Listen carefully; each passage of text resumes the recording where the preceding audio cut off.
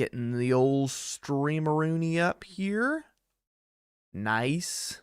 Nice. We have a stream. We have stream. Oh. I had a chat for like a second there. Heyo, what is up? JC Wesson.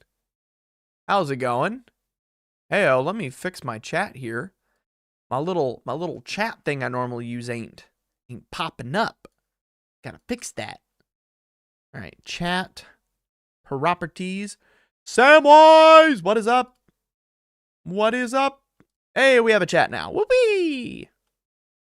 Melly, how's it going? By the way, I realized that this live stream is in fact live and not on the Discord. I'm going to be honest, I'm way too lazy to fix that. We're just going to be streaming on YouTube today. And yeah. Yeah. Let's just do it. My day's been terrible. It's been absolutely garbage. So this is the best part of my day. I'm happy to be here. This is where I want to be. And then I also realized I have sentience and we can play a game of League of Legends before we start. Hey, don't be sad. You guys are the best part of my day. This is great. I have been waiting for it. This is great. Yeah. My therapist today was like, you should be honest with people. You know? So I'm being honest. Min-Maxist. By the way, I really like that name. Min-Maxist is actually... Do you do YouTube? Do you have a channel? Is Min-Maxist... Bro, is that the Florida skyline in your wallpaper? No. That's Hitachi. That is not the Florida skyline. Bro, Min-Maxist is such a goat name. That is a really good name for a YouTube channel if you're going to do one. I'm just saying. That's like actually... That's sick. All right. All right.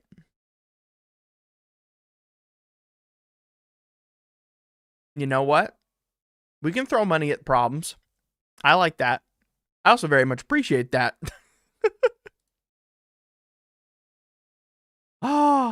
I am definitely using this money on stuff for my new niece, just born. And also, one of my new nieces, I have 2 new nieces, by the way, 2 in the same 2 weeks, 2 new nieces. One of them was named after Ari from League of Legends. Her name is Arya. Very adorable. Yeah. 2 healthy new nieces. Not the same mom, obviously. 2 different. Yeah. Wait a minute. One's my niece. It's my sister's daughter. The other one is my cousin's daughter. But she's like my generation, so I've always like thought of her as like a sister. It's her. So my cousin's daughter and my niece. There you go. But yeah, week and a half span. Thank you so much. I'm definitely going to be using it on stuff for them. They just converted their garage to be a play space, and they're now realizing that they hate missing a garage, and they would like some stuff for their house. So, do you know if you'll be an aunt or uncle yet? I am already an uncle. I am already unk status. I have 2 twin nephew boys. They are the sweetest things on God's green earth. One of them has just learned he can sing, and he does not want to stop. It's very cute. It is extremely cute. Let's let people know we are streaming in notifications at stream alert. Heyo, we greasing up YouTube. Not YouTube, this is YouTube now. Kids are an amazing gift. I completely agree. Kids are amazing. It's always such a red flag for me, you know, when someone says they hate kids. And if you feel that way, don't worry. I'm not saying anything about you as a person. I'm just like, oh, I don't want to let my kids around you now. This is a little weird. Def Cat We Ball. Def, do you have a list of who's on Showcase today? Samwise, yes, I do. Thank you for asking. let me pull up my handy dandy slide sheet from Google. October Duke tier. We've got Johnny Bravo, Spellshock, Bellaris, Sam, Ryan, Levi, Wacky Pizza Man, Newt, Fuzzy, and I know I finished the Xancha KV. I just haven't put it in to my little thingamabob here. We got KV as well.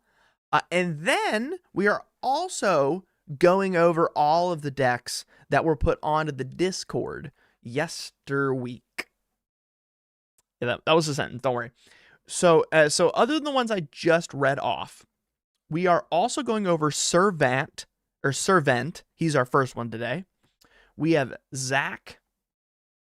We have... I'm scrolling. Wait, I can look my name up and find all these faster. Hold on. We have Zach, Servant, Blainimal. It's hiding the names because I'm streaming. Shoot. Hold on, I have to disable hiding names on stream. Shaylee Ray, Chinoy, Frank, also known as Frank, and Philip, Chuzix, Ewan, Spellshock again, and Phoenix Rising. Like, that's more than 15. I definitely, yes, Phoenix. You were the last one I just read. Correctamundo. So, Serpent. My bad. Serpent, not Servant. My bad. Okay. The reason I read it like that, Servant, is the name of the guy who teaches the tutorial in RuneScape. Technically. Like, not Tutorial Island. They did this weird tutorial for a little bit where you, like, fought a dragon and they wanted to make a servant, but they called him Servant. Pretty good. Awesome. Yeah, I don't know why YouTube screwed everybody up. It's so strange. So, I see it's Talgacy99 that donated. Is that the name you want to be known for? Is that your YouTube name? Because thank you so much. It's one of those things where, like, it's one of those days where, will money solve it? No. Does it make me feel better? Yeah. Thank you, guys. It's major. Okay, that's what I thought. I thought it was major, but I would have felt really weird if I got it wrong. No worries. There will be a two things. We have three things to talk about. And then we're going to play some League, and then we're going to do some decks. We're just going to play one game of League.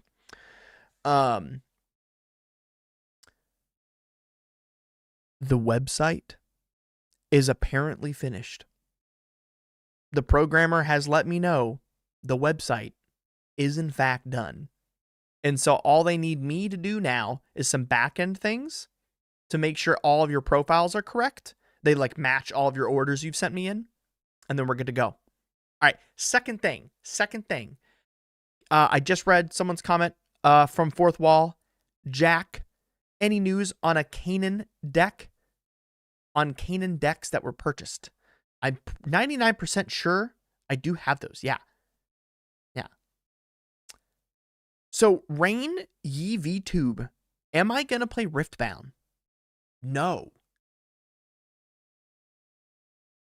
It's very complicated as to why I'm not. That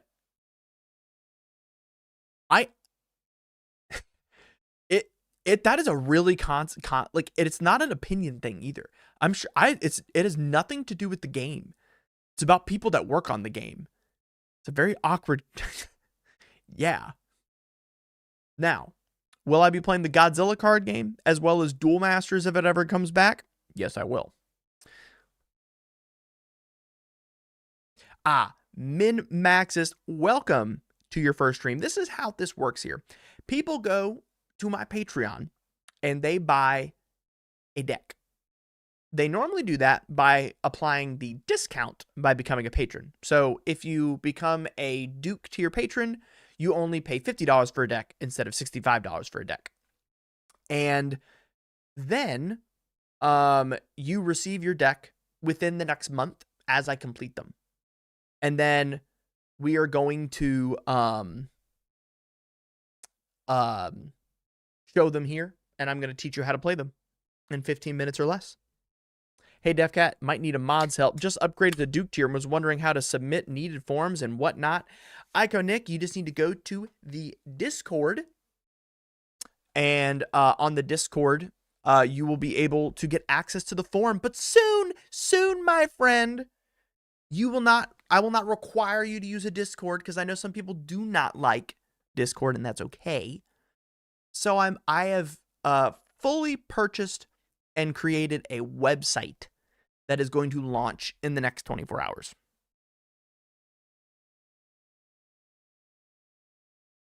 Oh, Min-Maxist. Yes, please send it my way. We have a video coming out tomorrow labeled How to Lose Friends in Magic the Gathering.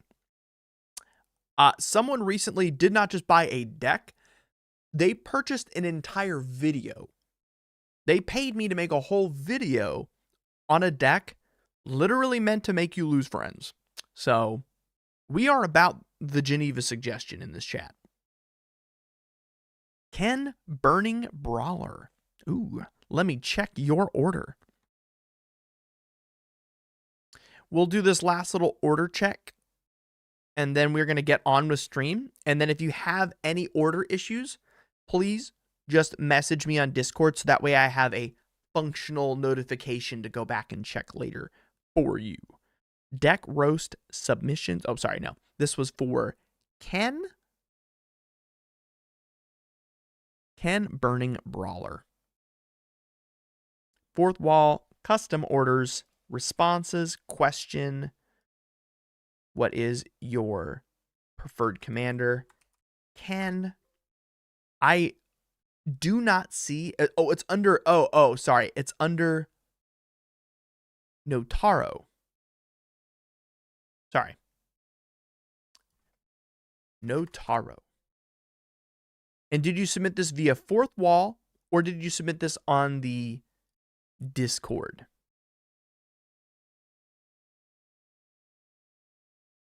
Ah, there you are.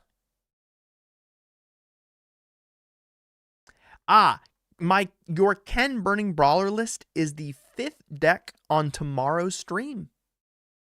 It is right here in my little to-do list. You are the 5th deck. Yeah, Decool, you are the 5th deck tomorrow. Ah, yes, Philip, it is not just a Kefka deck. There are 2 decks in the video. One of them is a Kefka deck. Ah, Serpent, yes, getting supplies for the Prism. I love Wash Away. I love Wash Away. One of the best counter spells in the game. Genuinely. I have been... Okay, everybody. I'm about to freak you out. You ready? You want to see how far down the rabbit hole I am?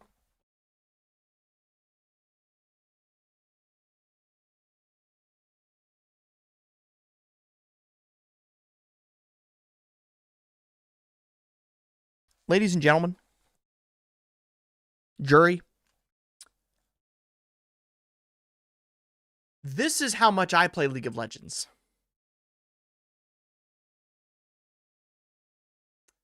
Yeah.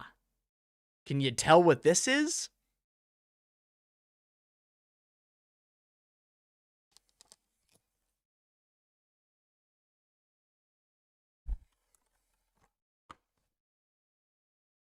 Did you know it came on disc? Because that's how I started playing.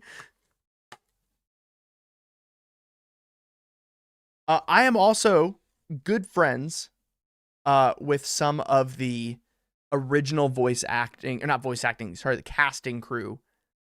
Oh my goodness, thank you so much. Hey Dev, I have something in 1.5 hours. Could you do my deck before that? Why not?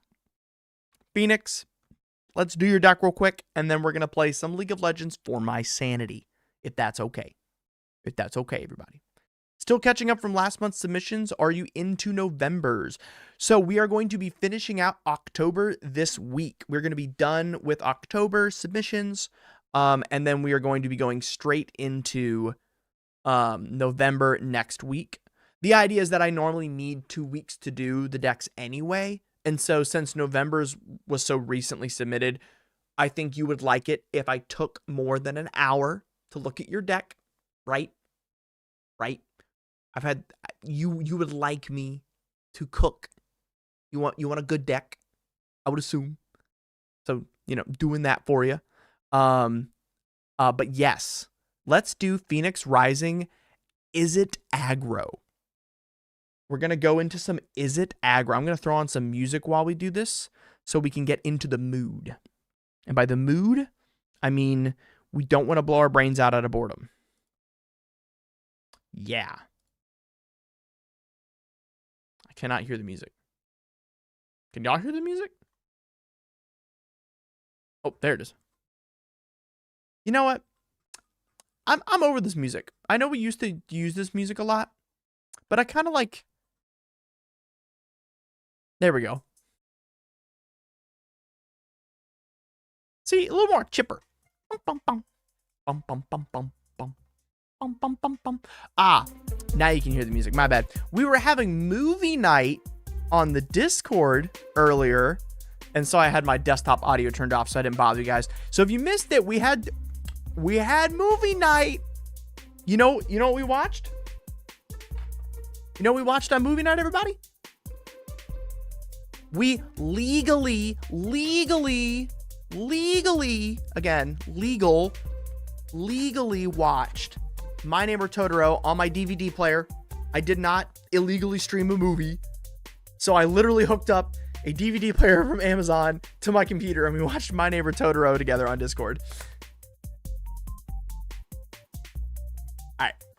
Okay. Let's go over your deck.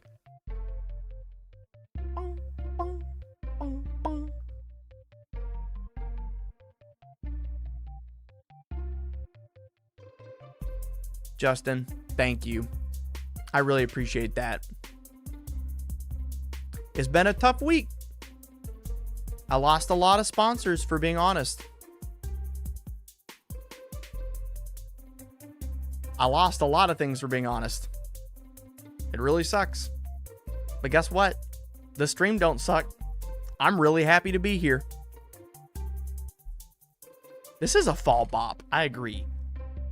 So, thank you guys for supporting me. And as I said in the video, I'm very much accepting. I did not burn the DVD. I do illegally burn PS1 video games, but I don't do that for any kind of like monetary gain. It's just because they're literally illegal and I can't find the games.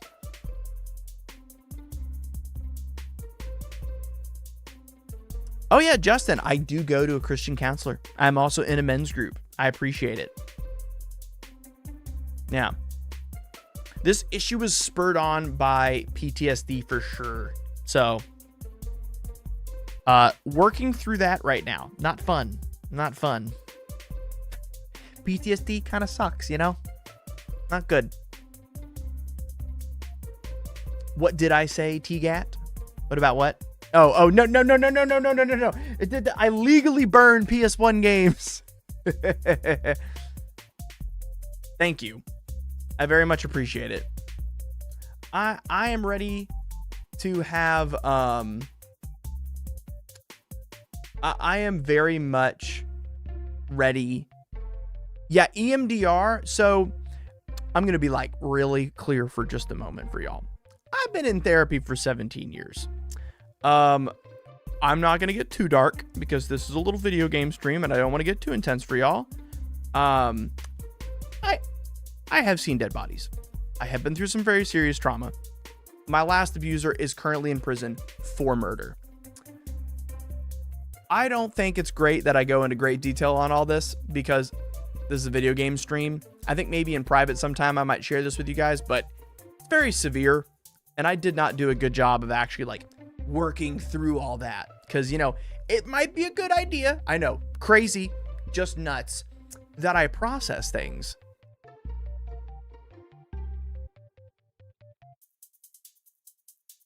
I know. So, I'm going to do that. And stop ruining other people's time, attention, and fun by not having processed my trauma. And if people can't be okay with the fact that I'm learning and growing, okay, don't watch me. That's fine. Like, processing is for computers. Yeah, we're real men.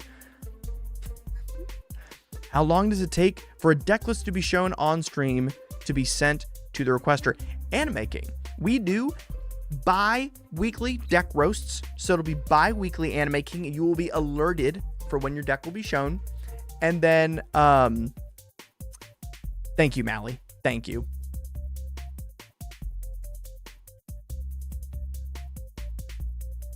Yeah. I've been through a lot.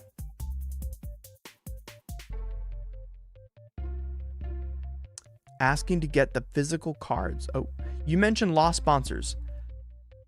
Yeah, Retro. I have elected to go into debt. I'm just going to do the series and pray to God it works, because I have lost my sponsors for the show. So, I'm just going to do it. What's the worst that can happen? More debt? Don't do that.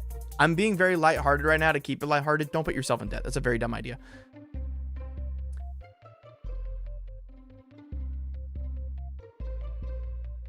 Oh, gosh. Anime King, that's terrible. And what deck was that, Anime King? We got to get that fixed right now.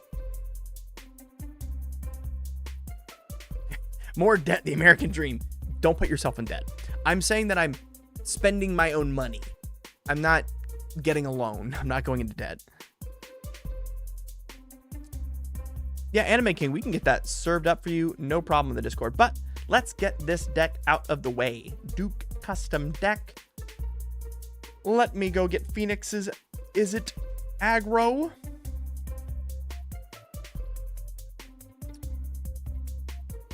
Oh, duh. It's just, why am I opening up the Discord? I can just get it on Moxfield. Duh.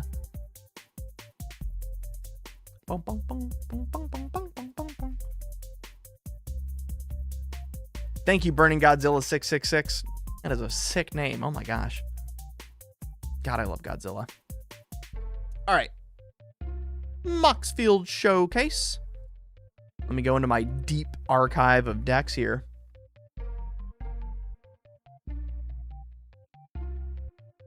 Oh, Anime King. That is no problem. Then if you can, give me your email and I will email it to you right now. We had an issue where people weren't getting their emails, and that's why I built a website to fix that issue. So I apologize that you have been affected by that problem. Yes. Oh my goodness. Wasn't that Godzilla thing sick? These are awesome. This was amazing. I loved the Godzilla thing. It was super cool. I'm using them. Anime King, I can give you my email. How's that? There you go. If you would like to email me, I will send it to you. I can also just put it here in chat right now if you'd like, but I wanted to make sure if you didn't want to share your deck list that I didn't do it without your permission. Retro, I have a complicated issue with Riftbound. I'll explain that one in private.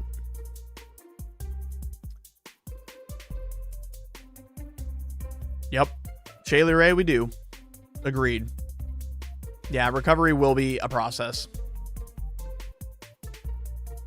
And I just got to accept that other people don't accept the fact that I have things to process. And yeah. Hey, while you're talking about getting decks, Xancha Decks for Gudamane was streamed on October 12th and he hasn't gotten either. Oh, Spiral Eater. I will send it to you. Sounds good. I hate that YouTube no longer shows our handles. Yeah, it's really silly. I totally agree. All All right, y'all. Let's get into Varen, Voice of Duality.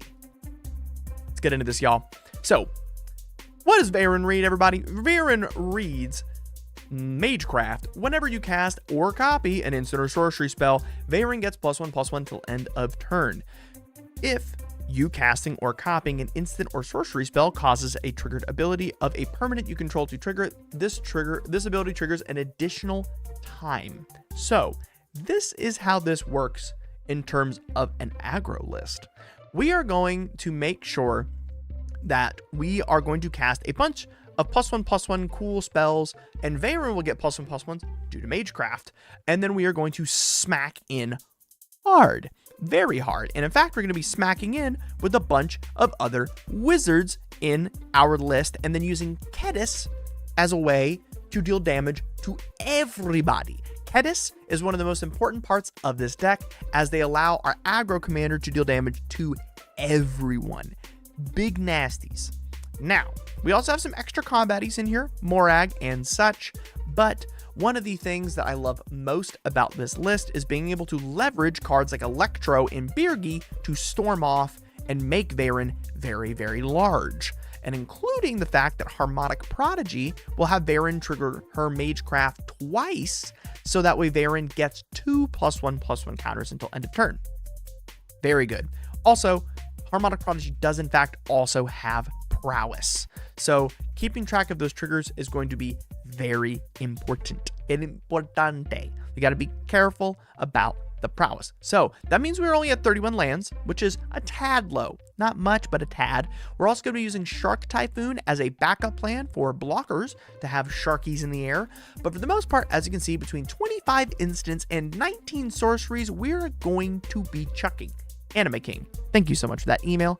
Very much appreciated. I will get back to you as soon as this is over. So let's get into how this works. Playtesting time. Varen costs 3 mana. That means we need at least 2 lands, which we do, in our opening hand, and then at least 1 or 2 castables. Right now, we have 4 castables and 2 lands. Sorry, we can actually technically cast everything in our hand. So this is a great hand. We are going to keep this. So we'll draw for turn. We'll play Fiery Islet. Tap, and we're going to play Serum Visions. We are going to draw a card, and then we're going to scry 2. Do we want Twinferno? Do we want Hydrolock Specimen? We want the Hydrolock Specimen because it is in fact our 3rd land, and then Twinferno also gives Varen Double Strike. It's an amazing card. I think we want both of these things, so we're going to keep them on top. That'll go into our graveyard. Next turn, land, and then is it Signet? Big boom. Oh, it's no worries, Wacky Pizza Man. It was amazing. Good to see you. All right, turn 3. We're going to ping in Hydraulic Specimen. 1, 2, 3. We're going to Varen. Now, next turn. Oh, I just took one of our lands out of the way. Next turn, we are going to commit War Crimes. I hope you're ready. Next turn. Oh, never mind. Hold off. We're going to War Crime in another turn. Holy crap. We got Birgi. Oh my goodness. Oh, we're about to commit multiple War Crimes. All right. Turn 5. Oh boy. All right. All right, everybody. You know what time it is. Time to storm off. Consider add a counter. We are going to then add a red mana through Birgi, and we're going to surveil the top one. Look at the top. It's Chart a Course. It says draw 2 cards, then discard a card unless you attack with a creature this turn. So we are happy with this because we do need card draw, and there's things in our hands that aren't particularly helping Varen. So it's a good card to draw. So we are going to draw it. But it's also not red, but it does draw cards. So either way, we'll take it. From here, we're going to do a blue and the red from Birgi, and then add 1 more red for the Chart a Course. We're going to draw 2 cards, and then we'll discard this Sink into Stupor. Awesome. Play land for turn. Also trigger Varen. So Varen now is a 4/4. let's get even crazier. Let's Wild Ride and give Varen +3/+3, or +3/+0, and another 1/1. So now they have 8 power, and we still have 1 red left over because of Birgi. We'll then do Warlord's Fury. Trigger Birgi, make a red, and then draw a card. Dang it, Shivan Reef. We'll use a red from Birgi. Lightning Bolt someone's random thing. Make a red. Trigger Varen. Go up to 10 power. I hope all of you are ready to witness this. 1 generic and a red. Make a red through Birgi. And then we are going to copy. When your next instant or sorcery spell this turn, copy that spell. You may choose new targets for that copy. So, oh wait, that leaves us with 1 less mana than we need to cast Finale. Oh, we're 1 mana short. No. Huh. Bummer. That would leave us 1 mana short of Finale of Promise for the 2 things that we want. Darn. That's okay. That is okay. We can Finale of Promise next turn. So we'll Twin Inferno. We'll add a counter to Voice to Varen. Use one of the red, make a red. Varen now has double strike. This is turn 5. Smack someone for 22 commander damage on turn 5.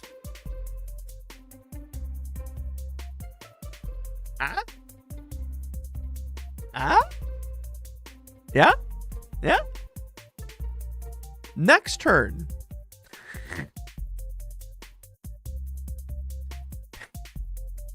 Pay 2 red. Cast. Or sorry, pay 4 mana. Finale of Promise. Make a red through Birgi. In response, holding priority. Reverberate the Finale of Promise. We will then pick 2 separate cards. We're going to copy Serum Visions and Consider. So we're going to Consider. It's a mountain. We'll put that, and then we'll draw. And then we will copy Serum Visions, draw, scry 2. We'll put that to the bottom. Put Frantic Search on top. Varen goes down to... So Varen is now at 4 counters. Right? Then the copy of Finale of Promise hits. We Wild Ride. And then 1 more for Prowess. And then we will Twin Inferno. We have now made 5 red mana with Birgi. We will then Seething Song.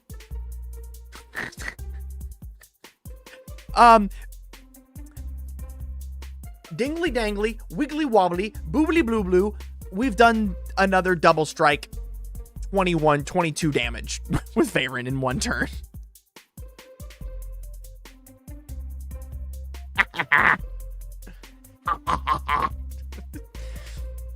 Yeah, it's pretty fun. Phoenix, I hope you enjoyed that. Everyone, we're going to relax and play a game of League of Legends now. Unless there's enough people telling me, no, don't play League. We want to see more decks. I won't do it. I was going to take a break and play a game of League. But if y'all must, we can go straight back in decks. Do we want to see a game of League or do we want to see more decks? How we feeling?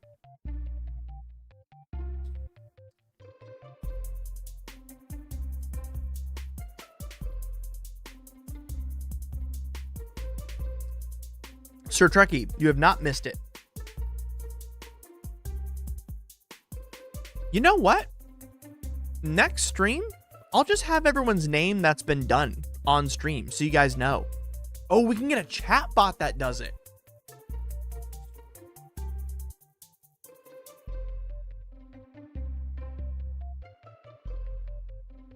It's my choice. Play your League. No, It's okay. We'll play. We'll play more. We'll do the decks. We'll do the decks. We won't play no league. It's okay. We'll do the decks. I love you guys. What is up, Fish Hop Music? You guys have the coolest names. All day I've been like saying hello to people, and then I'm like, damn, that's a cool name. Okay. Let's get the next deck up. Let me open up my little list. Bum, bum, bum, bum, bum. Bum, bum, bum, bum. Bum, bum, bum, bum, bum. Bum, bum, bum, bum. Bum, bum, bum, bum, bum. All right. We have Blainimal, Chinoy, Chuzix, Ewan, Philip, Shaylee Ray. Why do I have two Shaylee Rays? Spellshock, Frank, Zach.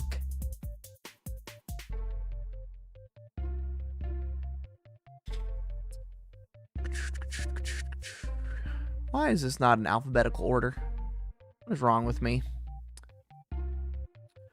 Bellaris, Fuzzy, Johnny Bravo, Levi, Major, Newt, Ryan, Sam, Wacky Pizza Man. Sir Trekkie, I didn't see your name today. What in the world? Why is you not on my list? What? Let's take a look at that. That'd be ridiculous. Oh no, my chat died. Why'd my chat die? Oh, thank you so much. I believe, Phoenix, I truly believe it is bracket 3. Because you are killing one person at a time starting turn 5. That's what I think. That's my thought. That is my list just for today, correct? Heck yeah, Mobius. I'm glad you enjoyed. What a deck. Yep, PTSD sucks. Totally agree. Can confirm. Yeah, that was so strange, Sir Trekkie. Let me look.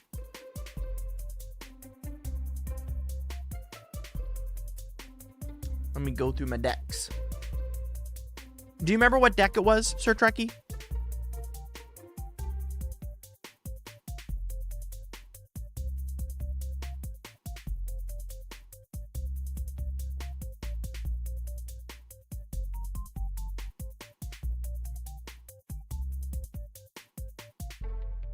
Do you remember that what commander it was? I see your Bladewing Deathless Tyrant.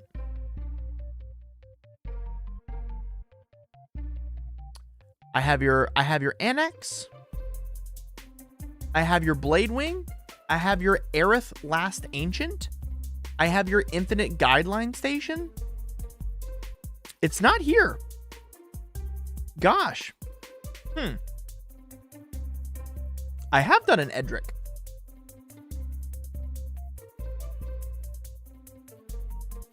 Oh, let me get the right Edric up.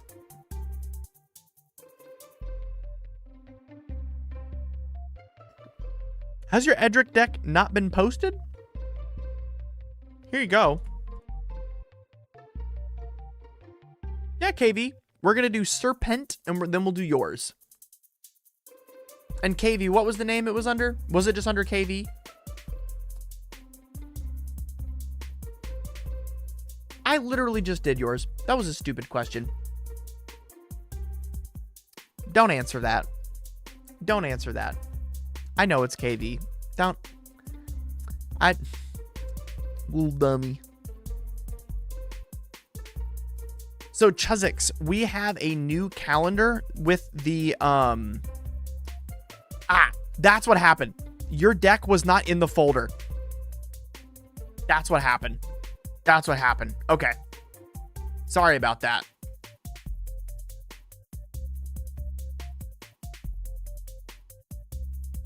Yeah, Frank, it takes a long time.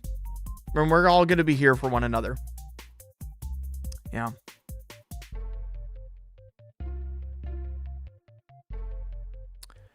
Let me double check real quick, Sir Trekkie. This will be the last check I can do because we do need to start doing these decks here. But I promise I'm going to be on after to fix anything, so don't you worry.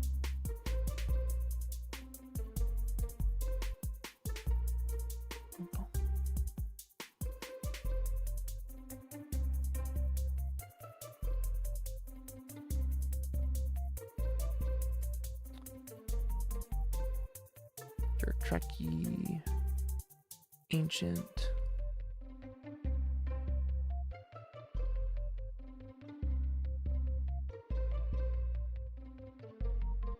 Huh.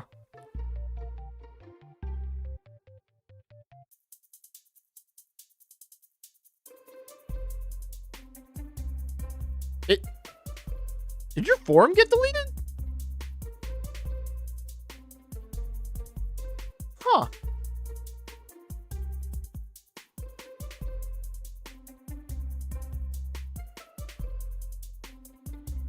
I can look at deleted things. I'm using my Google Foo. Sir Trekkie, patron of the Orochi, submitted number 27. Yours is currently under construction. I read one of the cards wrong that I had originally drawn around for the deck. I have it. Yep. 1220. Yep. Your deck was in fact created with imperfection, and I decided 2 days ago in the morning that it needed fixing. I hope that is okay. Can I have it tomorrow for you? Is that all right? Okay. Good. All right, everybody. We're going to do... So we're moving KV and we're moving up Serpenting. Or Serpent. Haha. Where is Serpents? Of course. Oh, duh. You're not in this list. You're in the other list. Doy. Because yours was worked on by Quips and Guac alongside mine. Bum bum bum bum bum bum. Bum bum bum bum. Bum bum bum bum. Bum bum bum bum bum.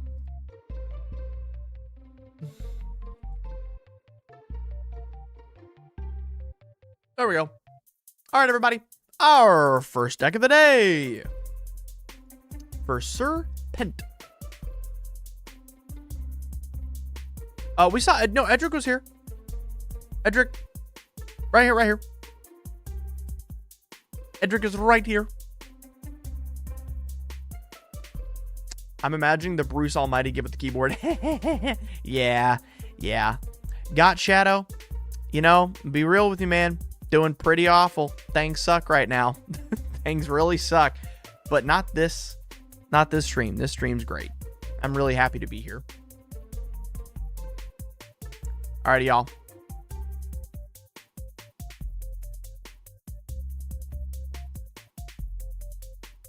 Absolutely got Shadow. We're going to be honest about what we go through with people. And if people accept us, awesome. If they don't, we're not going to sweat it. We're going to be good people. We're going to work on ourselves. We're going to heal. That's the environment we're going to foster here on DefCat MTG, baby. Everybody, welcome yourselves to Nethroi, Apex of Death. Now, Serpenting has left me some comments, as this deck list was also worked on by Quips and Guac, as many of you may know, the YouTuber and good friend of mine. So, we have a couple questions. Since we are also self-milling, would it be smart to include Head Shredder so we don't lose out on lands? Thankfully, this deck is running a total of 37 lands, which compensates for any put in the bin. We are good to go. Oh, Tormamon, thank you so much. I really appreciate that. It is Earl made. It is common. So, the next thing is Viscera Seer can sack itself correct. Let's look at the wording of Viscera Seer so I can show you how it would or wouldn't be. So, Viscera Seer's sacrifice a creature. If it couldn't sacrifice itself, it would say sacrifice another creature. And that's the wording you need to look for on any creature that you need to worry about, like if it can do to itself, is if it says a or another. Next, we have, my main concern is not having enough stuff in the graveyard to use Nethroi effectively, so I'd love some solid guidelines and different game plans. Wonderful, we'll get into that. did a few play tests, and there was some decent amount of hands that had either 1 land or most 3-ish lands. That is strange with 37 lands. 37 is a lot of lands, and also this deck has a lot of ramp. So hopefully we can alleviate that. Would it be more consistent to switch to Signets to Talismans so they can still be used for mana even if all lands are tapped? Yes, Serpenting, it would be. Those were budget constraint options. But correct, it would be. So let's play test this. Let's go through this deck. So, our opening hand has a total of 3 lands, and then we have a Shambling Ghast, an Insidious Roots, Necro Panther, and an Auspicious Terex. So we are actually completely on curve. Like, this is a technically perfect hand, other than the fact that due to budget, we have some lands that come in tapped. So just for the sake of testing it, we're going to act like we have like higher budget lands to show you like what this deck is like without, you know, the prohibition of the budget. So we'll draw for turn, we'll Evolving Wilds, and we'll go get a Swamp, and we'll cast our little Shambling Ghast. Next turn. Ooh, my favorite. All right, I'm getting excited. Play a land, and then okay, good Serpenting. Yeah, so we'll say that was a fetch. So we can either play Insidious Roots or we can play Ripples of Undeath. So this allows creature tokens to add a mana, and whenever one or more creatures leaves your graveyard, put an 0/1 green plant creature token. So normally Insidious Roots is good later on when we cast Nethroi. So we can wait to cast this, and instead we're going to cast Ripples of Undeath. Now, as we go to our next turn, during at the beginning of our pre-combat main phase, after we've drawn, you may pay mill 3 cards. So we're going to mill Llanowar Elves, Dark Confidant. Ooh, nice. Then you pay 1 and 3 life. If you do, put a card from among these into your hand. We are absolutely going to do that. We're going to pay 1 mana, and we're going to put Dark Confidant into our hand and let the rest go to the graveyard. Awesome. We'll play a land, and we'll play Dark Confidant.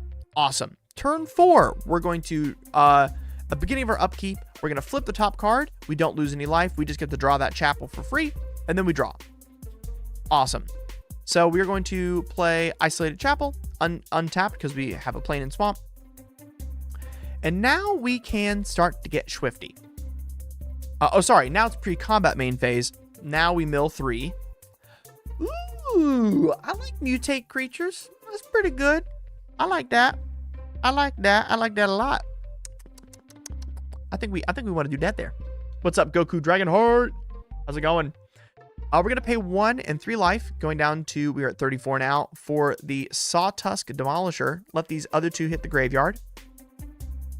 And then I think...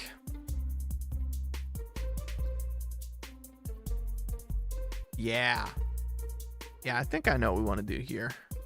We have a couple options.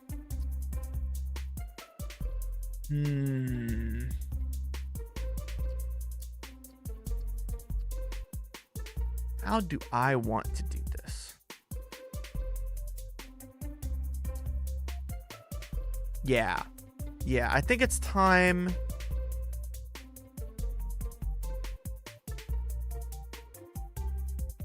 Okay. I think I got it. I think I know what we're doing. We're going to pay 2, and we're going to play out the Insidious Roots. Next turn, we draw, we flip, we lose 3, we draw for turn, we mill 3.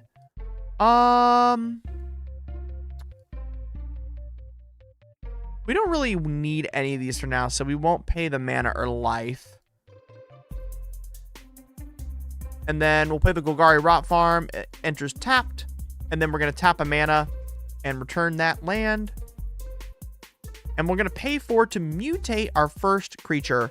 We're going to mutate the Necro Panther on top of our Dark Confidant. And it says, whenever this creature mutates, return target creature card, converted mana cost 3 or less, from your graveyard to the battlefield. And we are going to go grab the Sakura Tribe Elder. And then instantly sacrifice it. And we're going to go get a forest onto our battlefield. Tapped. Awesome. This is a bracket 2 list, if I'm not mistaken, at the budget level we're at, technically speaking. Oh, sorry, not the Dark Confidant. Thank you. The Shambling Ghast. Human Wizard. Turn 6. We put the Isolated Chapel back out after the Golgari Rot Farm. And I think it's time to do the Nethroi game plan here. It's pretty sick. I think this just jams so hard. So we'll draw the extra card through Dark Confidant. We'll mill 3. We did it! We did it! We hit Scourge of the Skyclaves! We did it! Look at that! Awesome.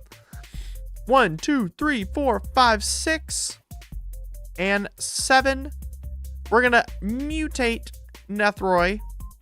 We'll immediately get back every creature card in our graveyard. Bonk, bonk, bonk, bonk, and bonk. And we do the big Nethroi slam. Heck yes. And then when one or more creatures leaves your graveyard, create an 0/1 green plant creature token. So now we're going to make 1, 2, 3, 4, 5, 6, and then 7 because we actually missed one earlier.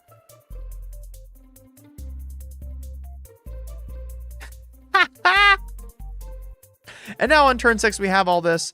All of these can tap for mana next turn when they're not, you know, whatchamacallit, summoning sick.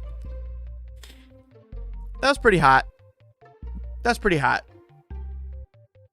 Yeah. So, just so you understand, the way we were doing, no, you have not. Yeah, it's a very fun turn 6 board. So what you want to be doing, like right here, I would not keep this hand. There's nothing to do on turn 1 or 2. So we'll mulligan. Awesome. This has tons we can do. This hand's great. We have 2 lands with a signet. We have a way. Oh yeah, per graveyard exit. So if it's mass graveyard, only make 1. Yeah, we should reread that. Make sure we got that right. This is a great hand, though, because you have 2 lands, a signet, and then Soccer Tribe Elder to ramp. And then Doom Whisper, which puts a bunch of stuff in your graveyard, as well as Unmarked Grave. So, like, this is a very keepable hand. It would be, like, draw, gain a life, enters tapped. Next turn, Prairie into Orzhov Signet. Next turn, land into probably the Tribe Scout. Yeah, so the Tribe Elder and then Unmarked Grave. And you go get something cool that you want in your graveyard that you want to get pulled out. Probably... This one's a pretty fun one. X-Death Void Warlock. Pretty cool. Now, if someone would want to upgrade this to bracket 4, what would they do? It would be all about adding what's called the Protean Hulk lines. So if you Google this, look up Protean Hulk.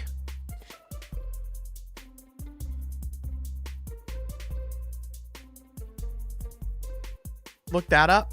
And there are, you want Protean Hulk and a couple things that go in the Protean Hulk piles, and you want those in your deck, and then you want better lands and more fast mana. That would be the best way to upgrade this list.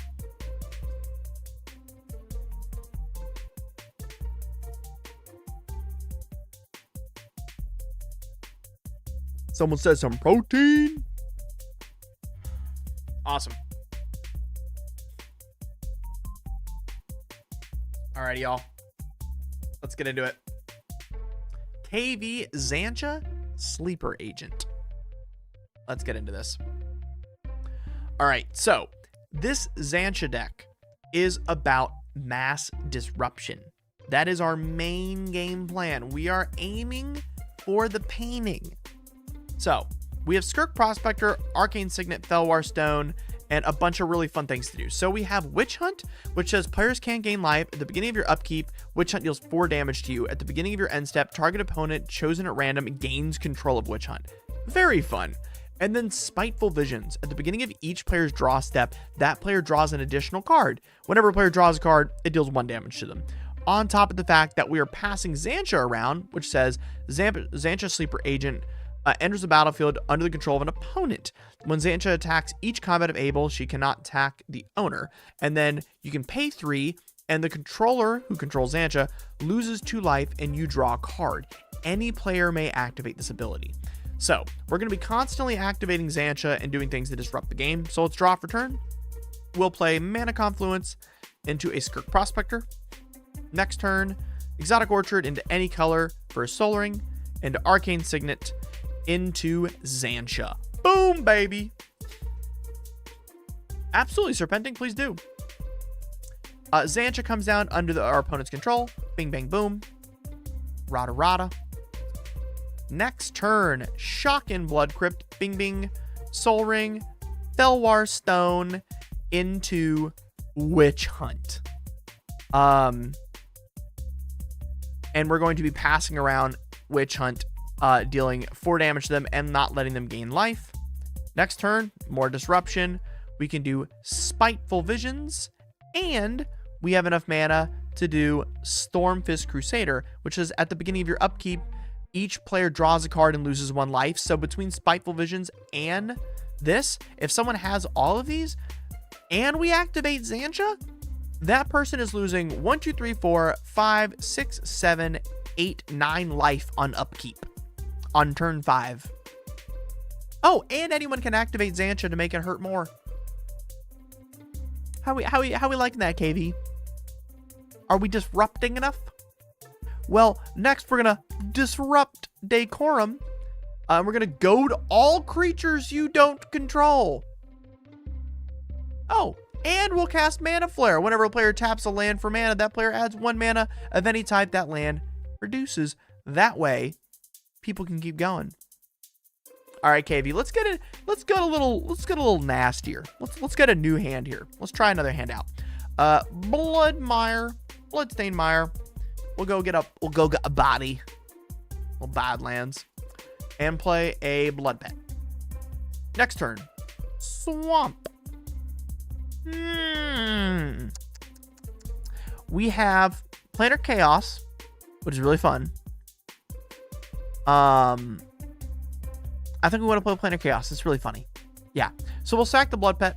Bing, bang, boom. Planar Chaos. It says, at the beginning of your upkeep, flip a coin. If you lose the coin flip, we sacrifice Planar Chaos. Whenever a player plays a spell, that player flips a coin.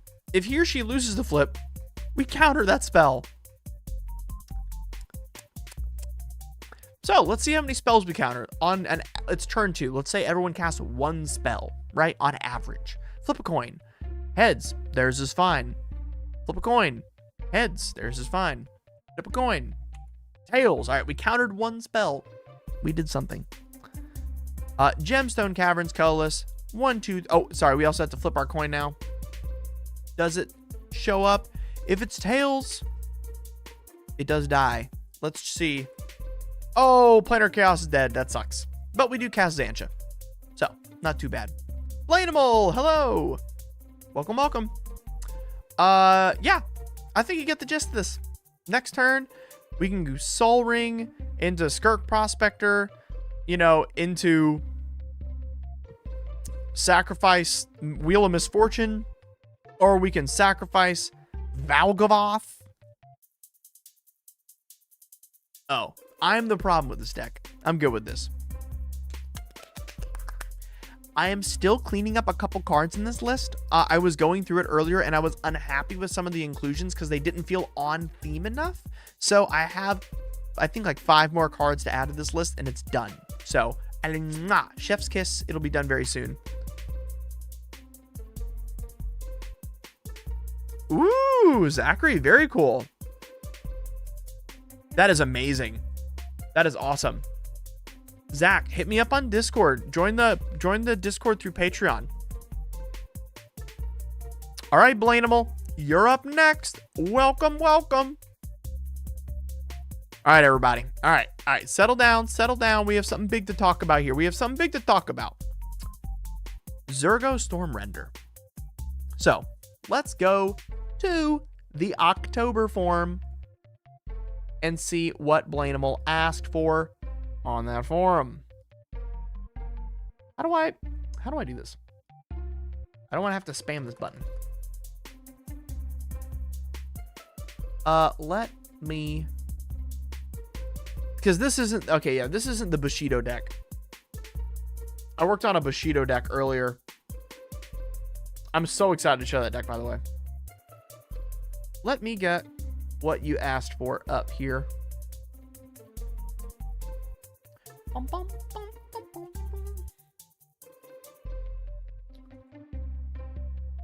Blainimal. Zergo Stormrender. You said, I want to be the king of the arcade. All the tokens, baby. Go wild. I do not care what the win con is as long as it's just pumping out those tokens. Indeed. Yes, it's $2 to join. That way we do not get trolls, and it pays for us to do things like movie nights and other really awesome stuff for the Discord. Your $2 has been going toward us building an awesome website as well, which is going up in the next 24 hours, which shows everyone their decks and will give you a login with your Patreon. I'm very excited about it. FY, you need movie night, hundreds of beavers. Ooh, okay. We do. I have committed to the fact that movie nights will exclusively be uplifting movies. I feel like people need that. So we did My Neighbor Totoro last night. Our Discord community is actually perfect. It's goated. It's amazing. Okay.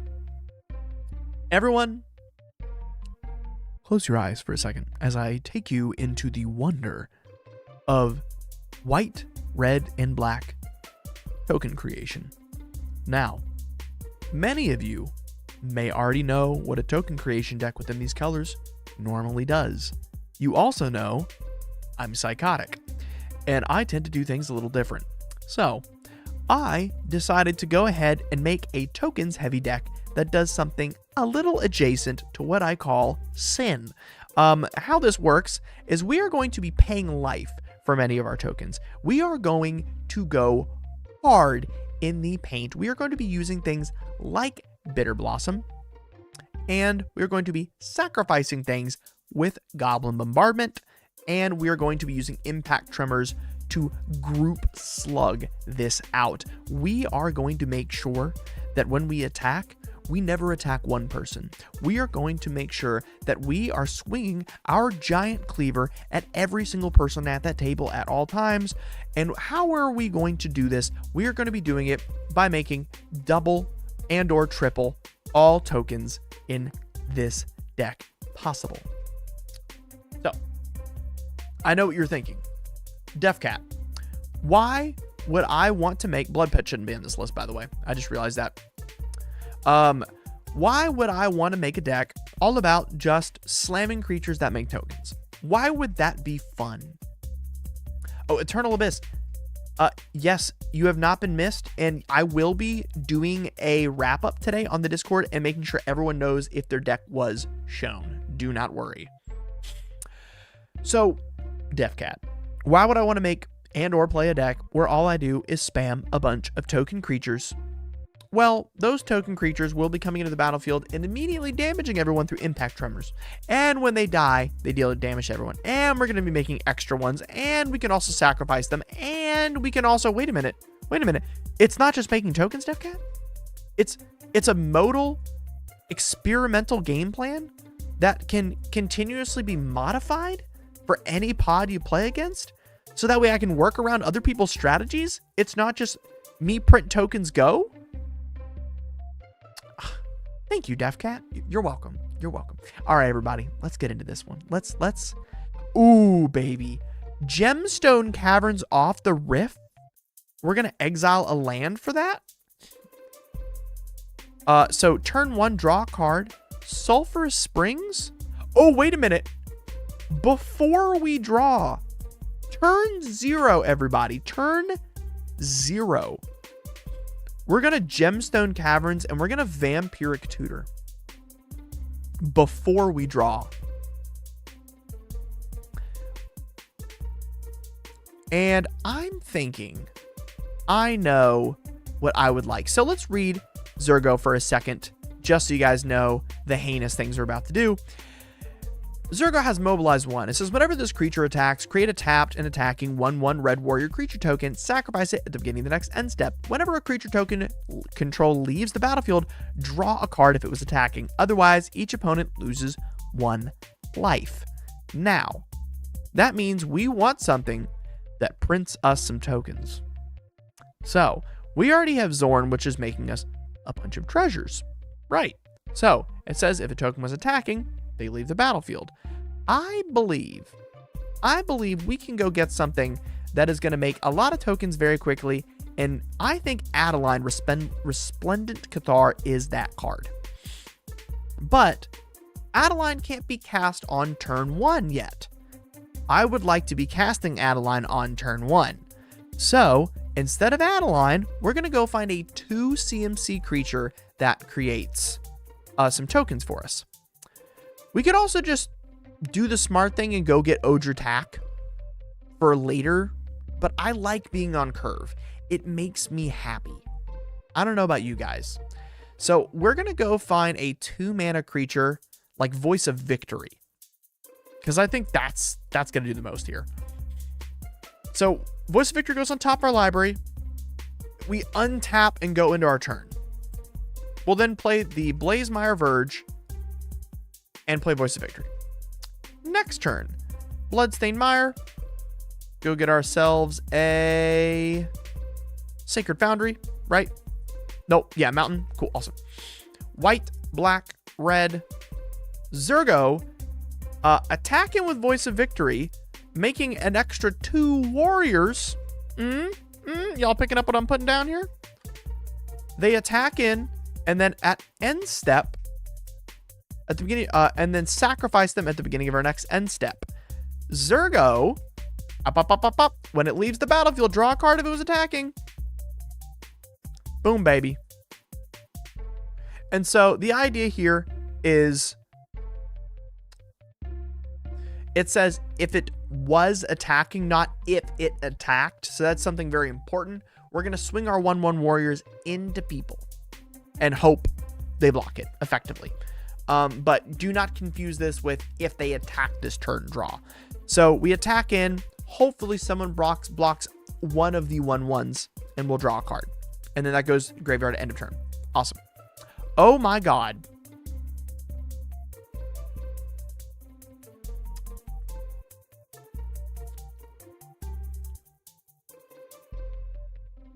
I swear to streaming, I'm not cheating, I'm not God. All right, Windswept. Godless Shrine. 1, 2, 3, 4. Mondrak. Swing in. Mobilize 1. Let's make 6. Oh my gosh. 6. 1, 2, 3, 4, 5, 6. Warriors. Attacking. Bing, bing, bing, bing, bing, bong. Maybe no one blocks. Maybe everyone's like, hey, don't give this guy another draw. Look what happened last time. And now we've done, what, 10 damage. Cool. I like that. And then the warrior sacrifices at the beginning of the next end step. So all these sack, bonk. Next turn. Ooh.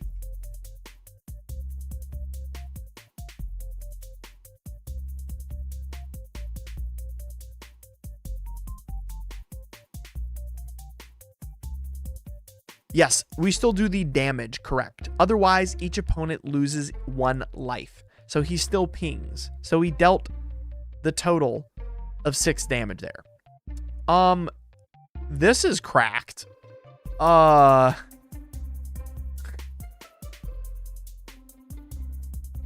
play Mahadi.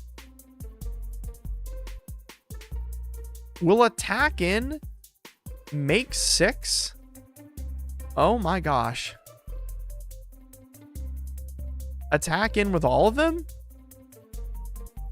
and then sack at end step under the Mahadi trigger, make 6 treasures at end step?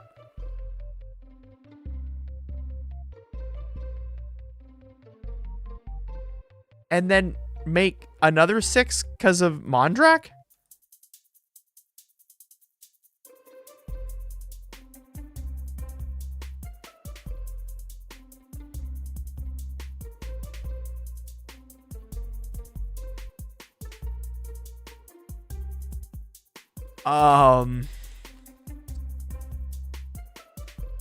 Oh my lord.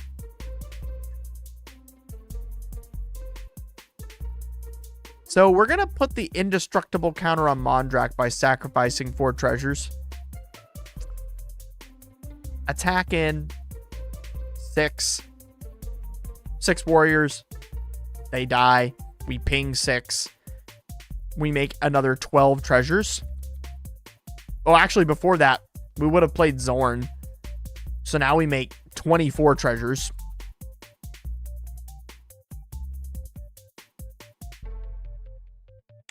I'd say this is pretty good.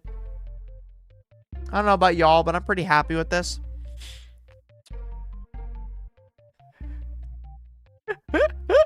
Into a Zulaport Cutthroat. Yeah, I think this deck's pretty good. I like it. I like the deck. That's just pretty good. Yeah, I'm pretty happy with this. All right, that's okay. Blainable. Yep. Enjoy, KV. Next up is Chinoy. Everybody, I need you to understand something very important. Yeah, absolutely, Spiral Eater. Is everything okay?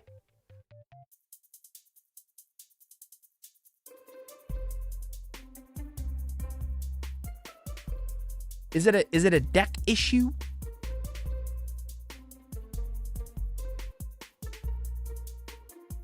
You're on the Discord, right?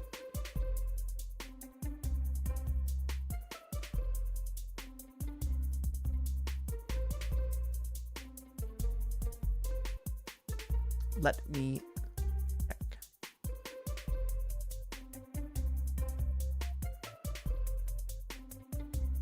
Wait, is your name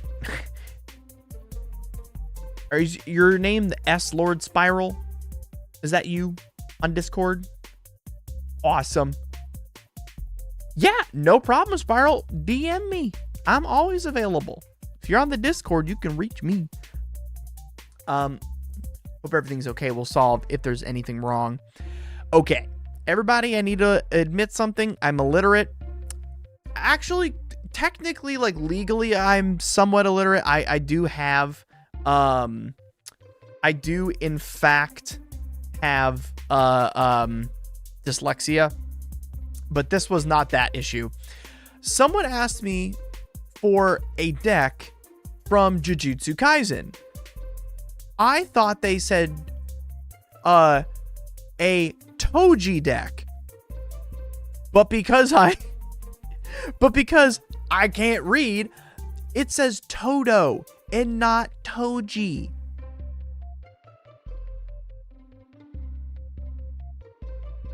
So, oops. Yeah.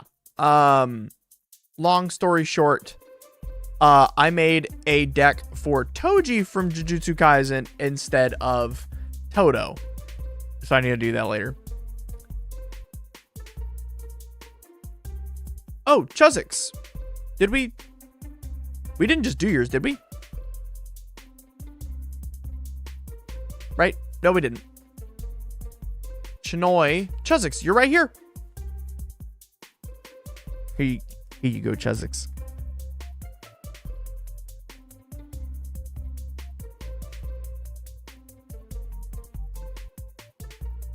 So we're going to go, yours is up next after this one, Chuzix, just by the way. So I built a Toji deck, and Toji, no, we're about to do it after this one. So Toji in Jujutsu Kaisen is a warrior with a heavenly pact. And what he can do is he can take out heavenly divine weapons from this like arsenal he has within this little worm. So I made a deck all about that, where you can have this character be Toji and this character be the worm as partners. This is pretty cool. So Arden says at the beginning of combat on your turn, you may attach any number of auras and equipment to a permanent. And then Kedis, your little wormy boy, just sits by your side and says whenever a commander you control does combat damage to an opponent, it deals that much damage to every other opponent. Get it? So it's like their little, yeah. So the idea is that we are going to be slamming our commander and attacking in with an insane amount of equipment. You guys are going to be shocked how insane this deck is. I promise you. Okay. Let me make sure I know the deck list enough. This one was made a little bit ago. Okay, I do know the deck list enough. We're good. Okay. Here we go. Hidden inventory arc.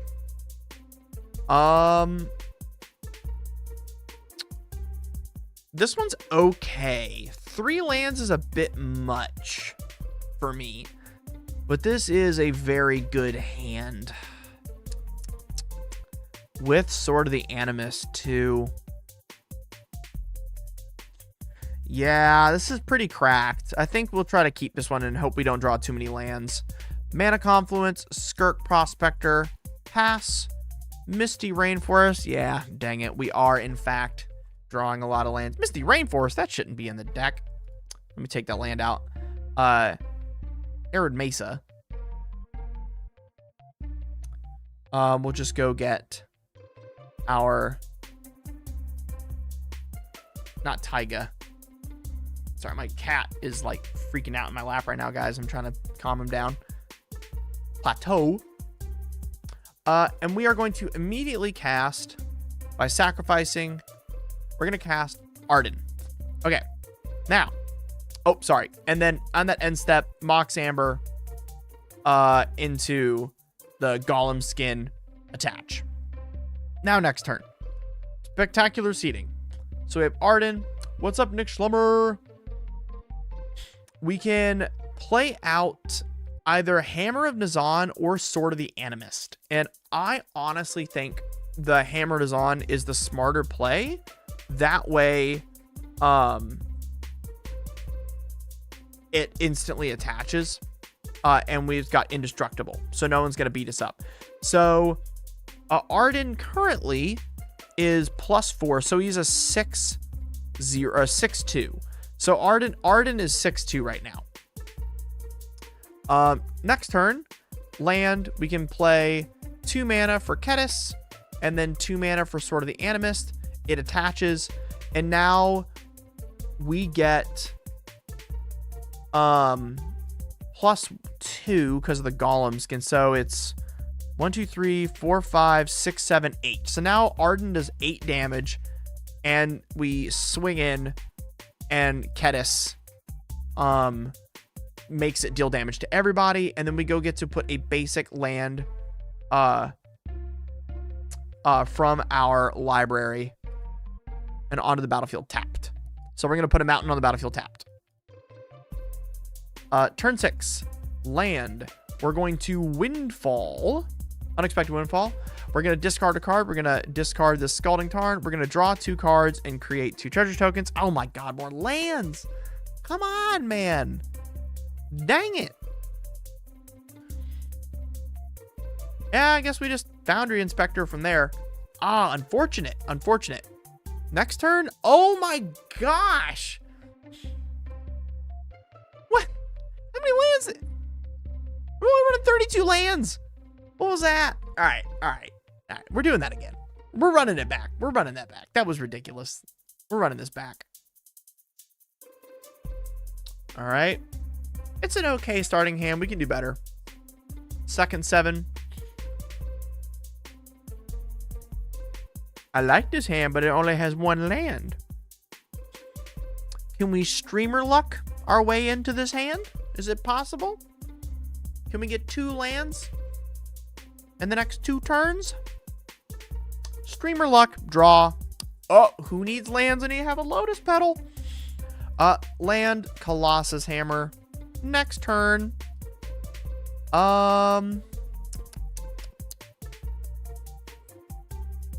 We care more about Arden here than we do about Kedis. Dang it. Ah, Ancient Tomb. Lotus Petal. Arden. And then we automatically attach these. And then it's 2 hammers.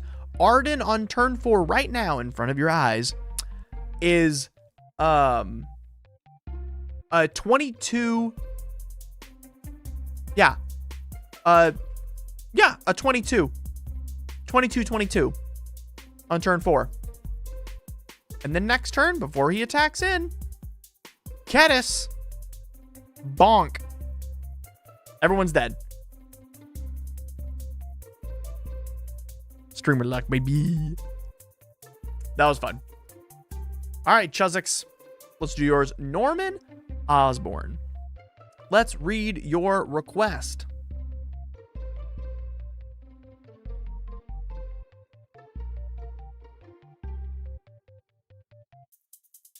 Give me 2 seconds while I get your request up. Bum, bum, bum, bum, bum, bum, bum. I think you were submission number 65, I think. Yep, 66. Okay. Norman Osborne.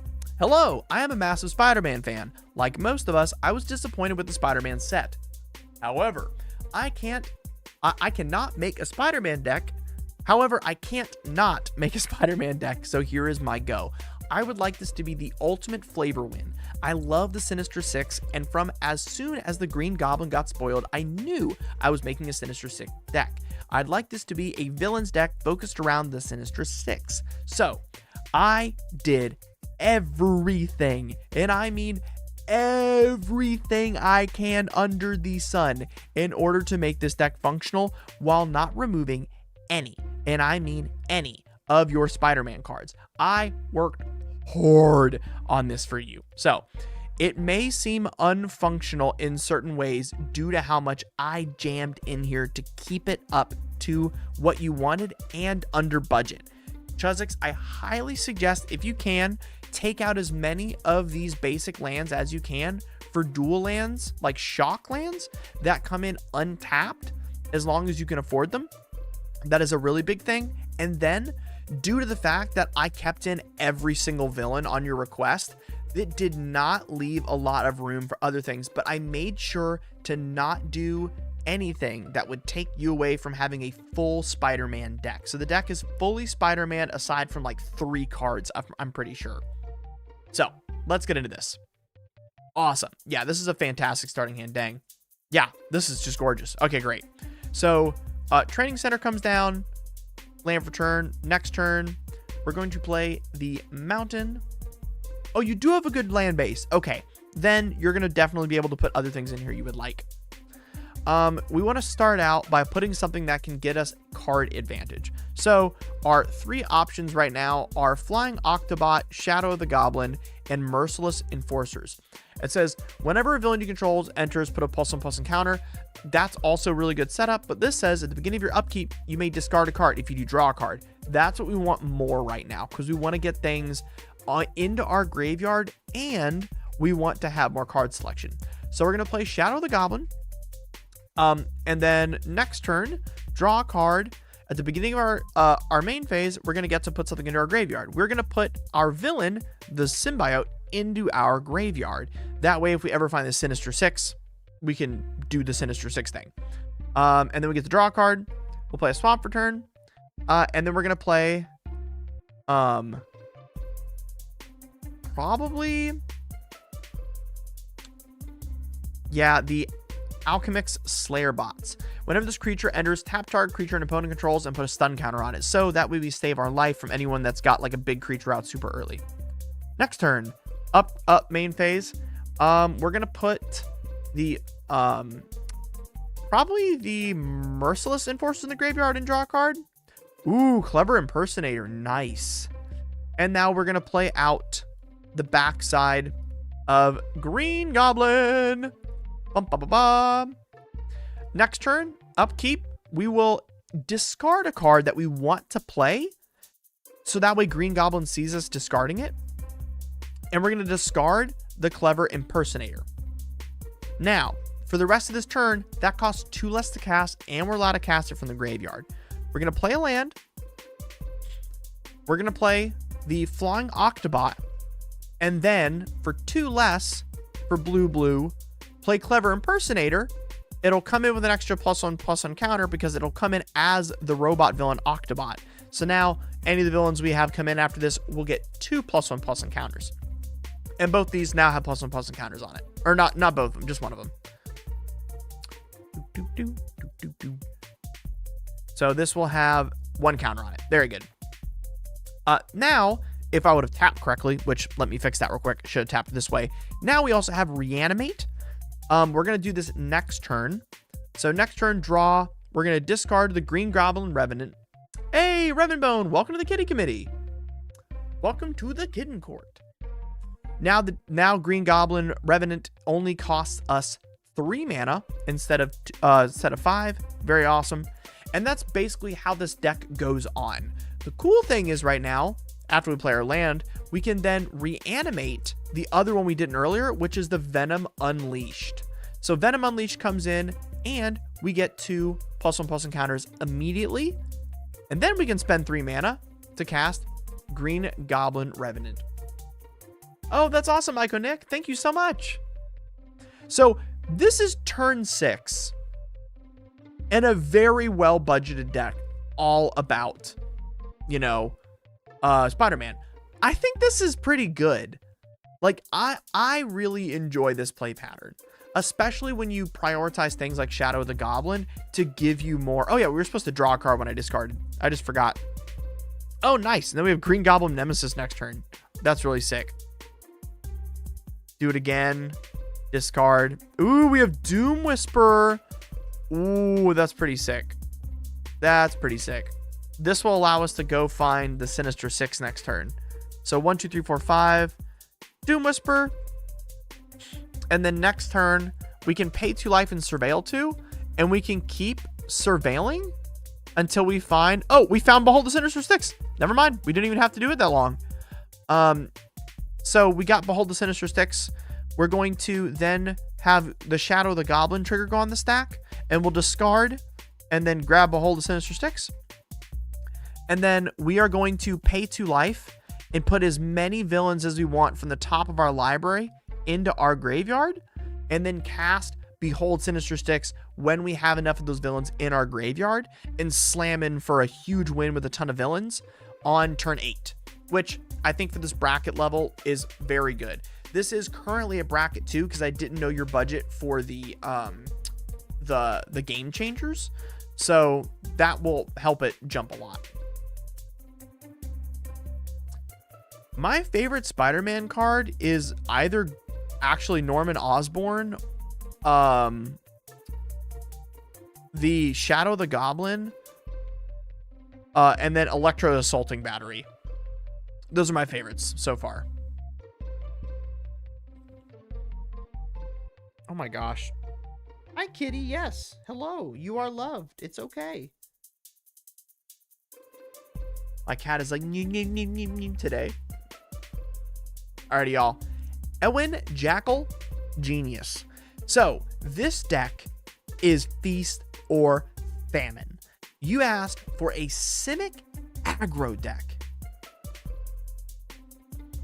Chuzix, yes, you absolutely can, especially if you put in a faster mana base and some tutors. Yeah, Electro is crazy. My dog just knocked something over downstairs. Let me go check this out.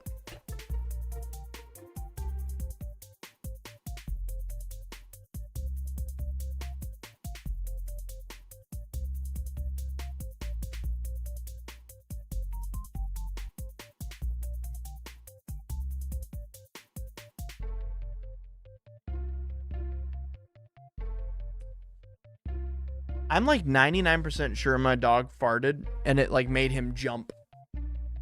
And then he ran away. I'm like 99% sure that's like he was asleep and he was like, ah! All right. Last question. Will you still make the more expensive version as you said? Absolutely, Chuzzix. Absolutely. It'll be linked in the comment section of that deck. So, this Jackal deck is what I would like to call Feast or Famine because it is pivotal that you find a 1 mana and 2 mana creature in your opening hand. It's pivotal. It's very frustrating if you don't get it. This deck will get boring. Trust me. So, we only found a 1 mana. No 2 mana creature. Don't keep it. All right, we found a 1 mana. We found a 2 mana. Oh, no 2 mana. No 2 mana. All right.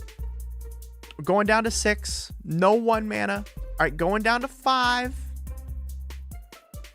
No 1 mana. Oh, we do. We got the 1 mana.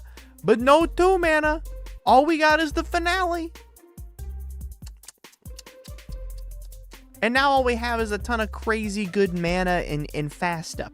See, everybody, what you just witnessed is what someone who doesn't know this deck would do. Someone who was not detailed by DevCat on how to play it. Ladies and gentlemen, let me now show you how to evaluate a hand in Simic Aggro. So,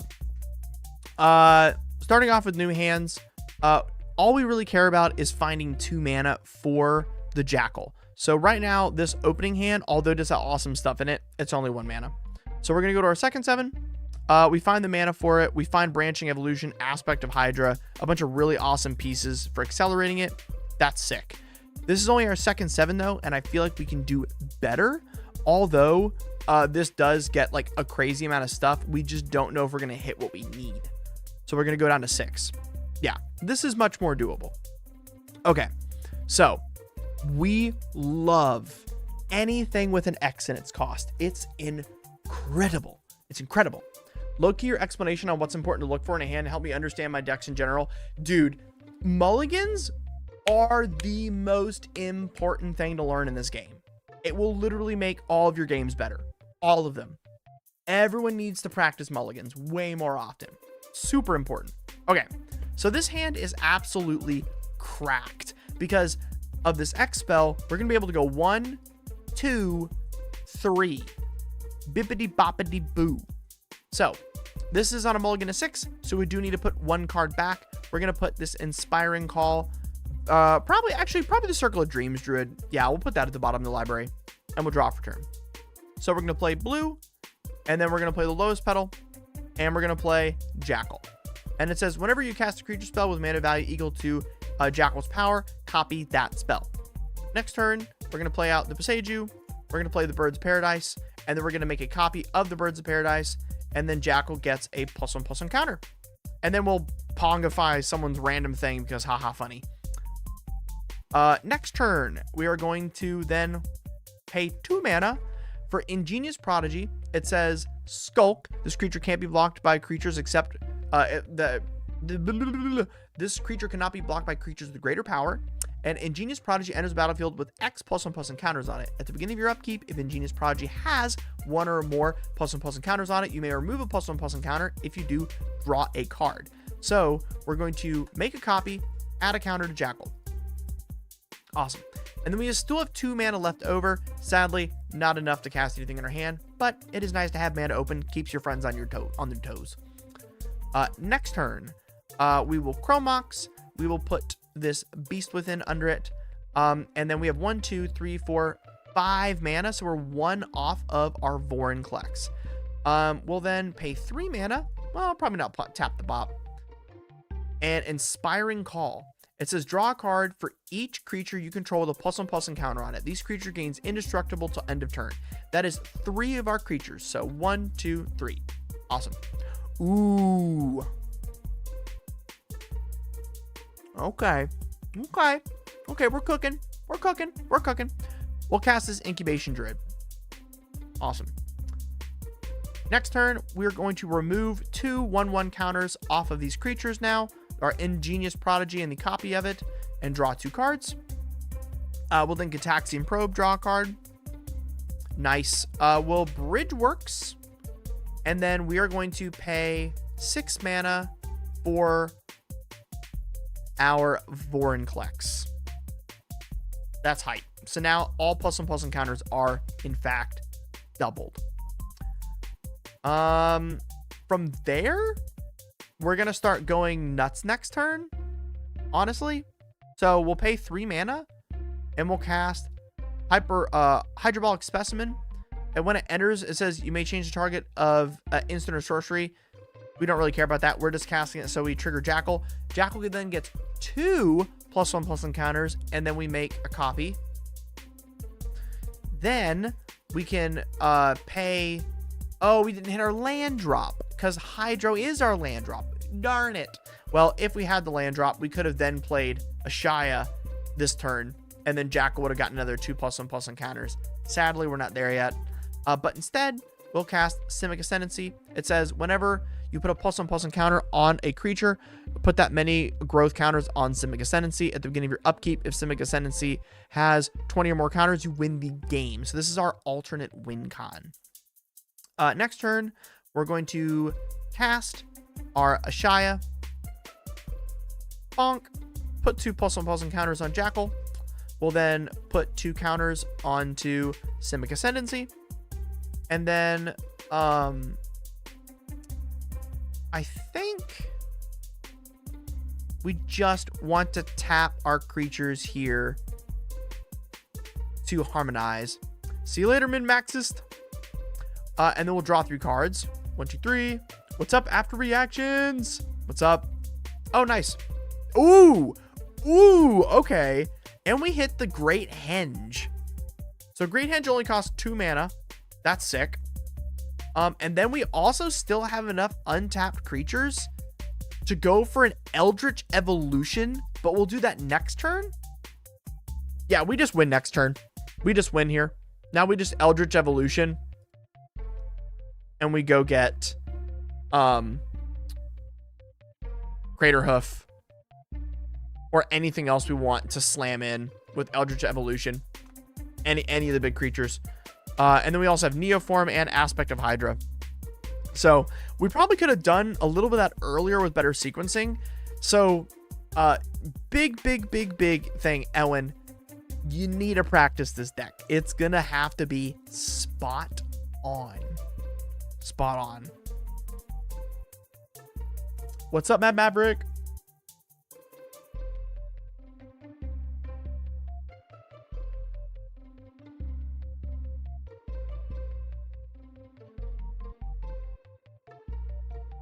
Sorry, I'm just opening up some chats. Awesome. Our next deck is for Philip Wilhelt the Rot. So, Philip, you asked for this. You said, hey, DevCap, this was one of my first commanders I played, and I want to make it more competitive with the decks I play against. I'm looking at a higher bracket 4. I want to try to keep the zombie theme for it. I would like it to be able to win with multiple combos, as well as a way to do this fast. Combos is milling my opponents, pinging them by making them lose life and go wide, and sacrificing zombies to make zombies. I want to make it fun for me and a way to compete in my local Commander Cup tournaments. If this makes me hated at the table, then let it be. Heck yes. So, one of the major things we're doing is we're going to use Wilhelt Rot's Cleavers whenever another zombie you control dies. If it didn't have a decay counter on it, create a 2/2 black zombie creature token with decay. At the beginning of your end step, you may sacrifice a zombie. If you do, draw a card.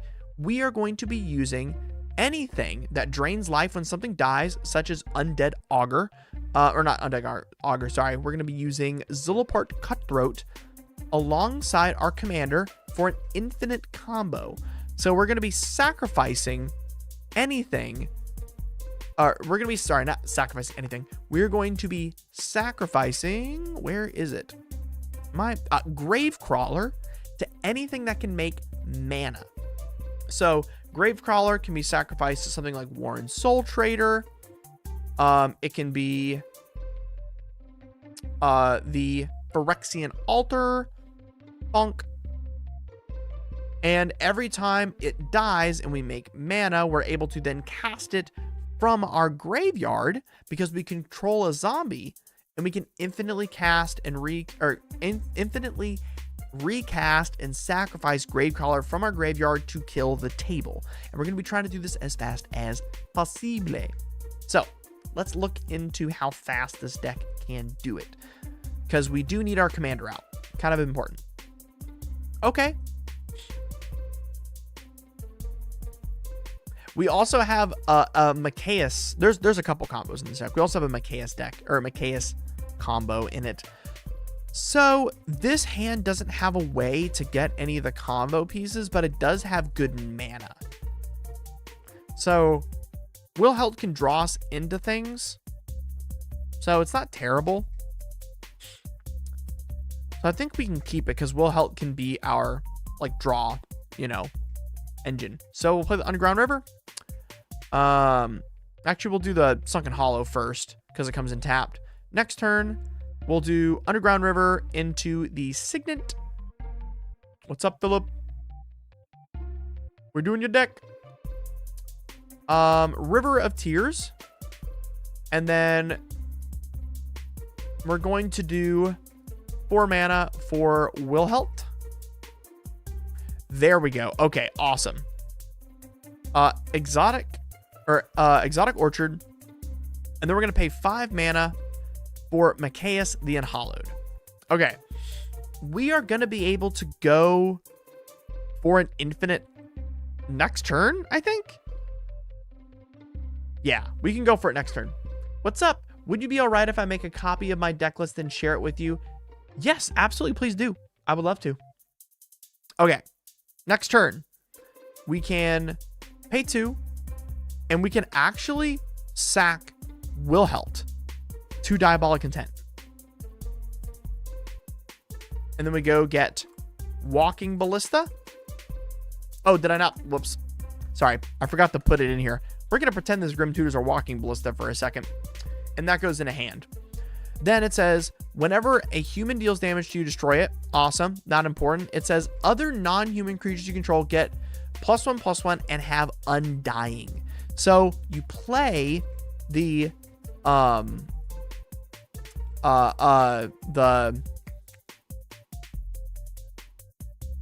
Walking Ballista. Then you remove all of the counters onto it, which kills it. Machias then sees that and has it come back, and we infinitely get to do that.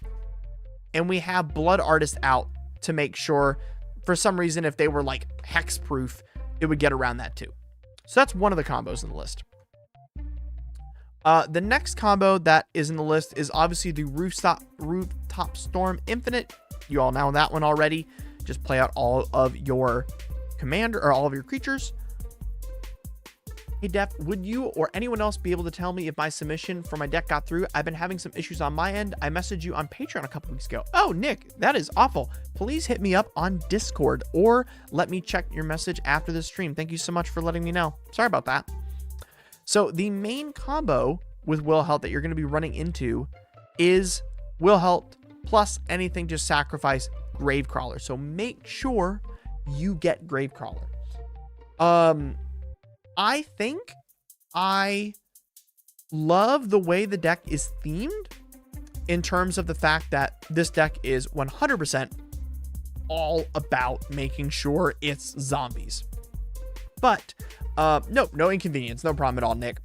The big thing about having something to be this on theme is you miss out on some of the more important cards that make comboing faster. So if you do want this to be like a strict combo deck, you are going to have to take out some of the theme. But I kept it as zombie themed as possible while still making it fast and aggressive and good for a Commander Cup. Just remember, you can always rely on Wilhelt as a draw mana source, or a draw engine. So that way, let me see if you get a hand like this, it's literally just mana, like Urza Saga, next turn, Ancient Tomb, next turn, Urza Saga goes away, you go and get Soul Ring, you go get Sunken Hollow, you play out like Phyrexian Altar and the Zulaport Cutthroat, you know? Next turn, you can play out Wilhelt, the Rot Cleaver, right? And then, like, I don't know, Flesh Brag Marauder, right? And then it, like, sacks, let's say, the Zulaport Cutthroat. Then you can sack this at end step to draw a card.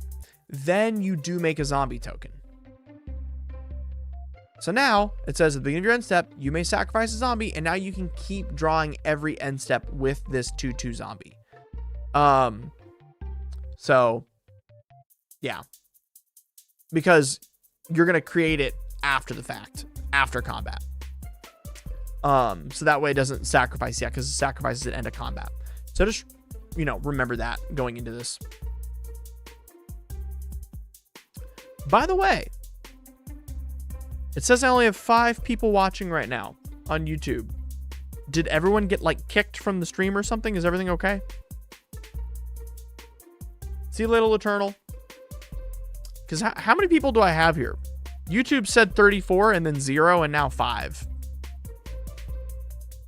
Did I suddenly lose everybody?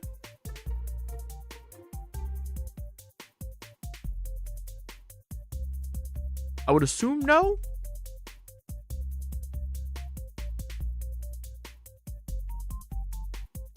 You see 18. Lit. Okay, cool. Litty. I was like, I don't think everyone left just because we started talking about zombies. I don't think that's right. That can't be right. All right, cool. Shaylee Ray. Oh, okay. We got to read this one out. This one's cool. This one's cool. All right, Shaylee Ray. I'm going to let you cook. Feel free to get weird. Here is the pitch. When I was younger, there was a game called The Game. You could not win the game. You could only lose the game. I need therapy for that. I want a deck that you don't actually win with normally. I want a deck that has as many alternate win cons as you can make work. I want my cards to remind me that I can win the game. I want to look out at the end of my turn and see a board covered in things and are ticking up or counting down to my victory. If it says you win the game and you can fit into the deck, keep it viable. I want it to be there. A stack of Doomsday Deceives that tell me my pod that they better deal with it or I'm gonna win. The biggest struggle I've had in making this real is coming out with a viable deck at the end. The only restriction I have is I don't want any infinite combos to win, or a play that takes 30 minutes plus to play out. I want a good and fair win. So I like my win cons to not be infinite turns, infinite combat damage, or infinite pings. I like it to look at them and say, hello, that wing con has been on the board telling you it was going to win since last turn. Labman approach, Darksteel Reactor, Simic Ascendancy, etc. The pod can see it coming and has a way to stop it. So I wanted to make a deck that was way more. Oh, Newt. Yes, I have your deck. Let me send that to you real quick while you're asking me on Discord. Boop. I wanted to make a deck that went the extra mile in terms of winning and not winning at the same time. I know, confusing. Let me explain. Mr. House President and CEO says whenever you roll a 4 or higher, create a 3/3 colorless robot artifact creature token. If you rolled a 6 or higher, instead create that token and a treasure token. And then for 4 colorless or 4 generic and tap, roll a 6-sided die plus an additional 6-sided die for each mana from treasures you spent to activate this ability. The reason I chose Mr. House is whether or not you win really is a game of chance. But we have plenty of things that win you the game, but the first one I wanted to put on the table as a funny anecdotal win con before we get into the serious ones are the bobbleheads. Does anyone know where this is going? Have y'all seen this one? Do you know how this works? Luck Bobblehead says, generic tap, roll X 6-sided die, where X is the number of bobbleheads you control. Create a tap treasure token for each even result. If you would win 6 exactly 7 times, you win the game. If you rolled 6 exactly 7 times, you win the game. They're going to see this and think it'll never happen. It probably won't. But I wanted to put in the deck just for the point of it reminding you can win the game. Yes, we have all 6 bobbleheads in here. Yes, we get to roll dice. But putting back to what we talked about winning the game, I also wanted to make sure you remind yourself that you can also not lose. We have Platinum Angel. You can't lose the game, and your opponents can't win the game. Everybody lives. All creatures gain hexproof and indestructible until end of turn. Players gain hexproof until end of turn. Players can't lose life this turn, and players can't lose the game or win the game this turn. Angel's Grace, split second. You can't lose the game this turn. I wanted you to have some more control. That's the therapy part of this deck. Now, the Unpent Aggression. Felidar Sovereign, lifelink. At the beginning of your upkeep, if you have 40 or more life, you win the game. Yeah, we gonna do that. We're gonna do that. Our other extra win cons include... Where's my dragon win con? Where'd he go? Hellkite Tyrant. At the beginning of your upkeep, if you control 20 or more artifacts, you win the game. Oh, what's that? Revel and Riches. Whenever a creature an opponent control dies, create a colorless treasure artifact token with tap, sacrifice this artifact, add 1 mana of any color to your pool. At the beginning of your upkeep, if you control 10 or more treasures, you win the game. Oh, what is that? At the beginning of your upkeep, if you control 30 or more artifacts, you win the game. So this deck is all about rolling, making treasures, having fun, gambling a little bit, got to gamble a little bit, some little bobblehead action, and then all those artifacts inadvertently winning you the game. And on top of that, we are going to be doubling these treasures and doing a bunch of wonky stuff with it.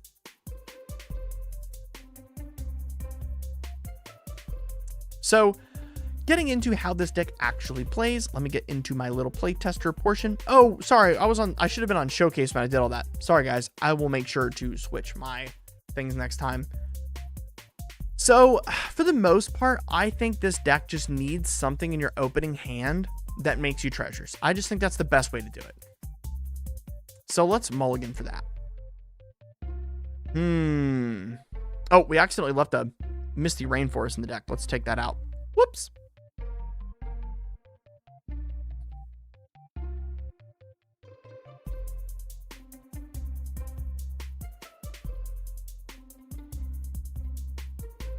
Yeah, so we see it as swamped the deck because we're missing 1 basic. There we go.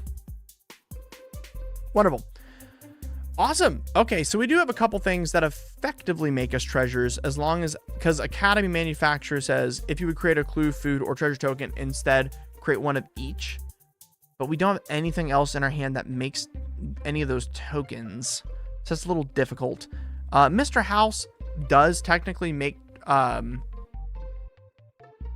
mana for us by rolling a 6-sided die plus an additional 6-sided die for each mana. And then we get to make the robot token. And if you roll a 6 or higher, instead create a treasure token. So it's like we can make that treasure token, but So I think we ship this one. 3 lands. All right, Reckless Endeavor and Grave Endeavor. But I don't think it's really passing it what we want. Let's go down to 6. Oh, jeez Louise. Terrible. 1 land and it's colorless. All right, down to 5.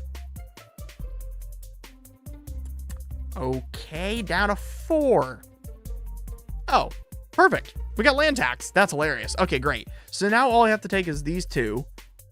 And then Ancient Copper Dragon and Revel and Riches. Cool. Rest goes to the bottom of the library. All right, draw for turn. Wooded Foothills. And then we're going to go get a red-white. I know you made a Zidane deck not that long ago. I just found out about the new Eeyore T-Master from the Avatar set, which is an auto-clue. Yeah, absolutely Zidane.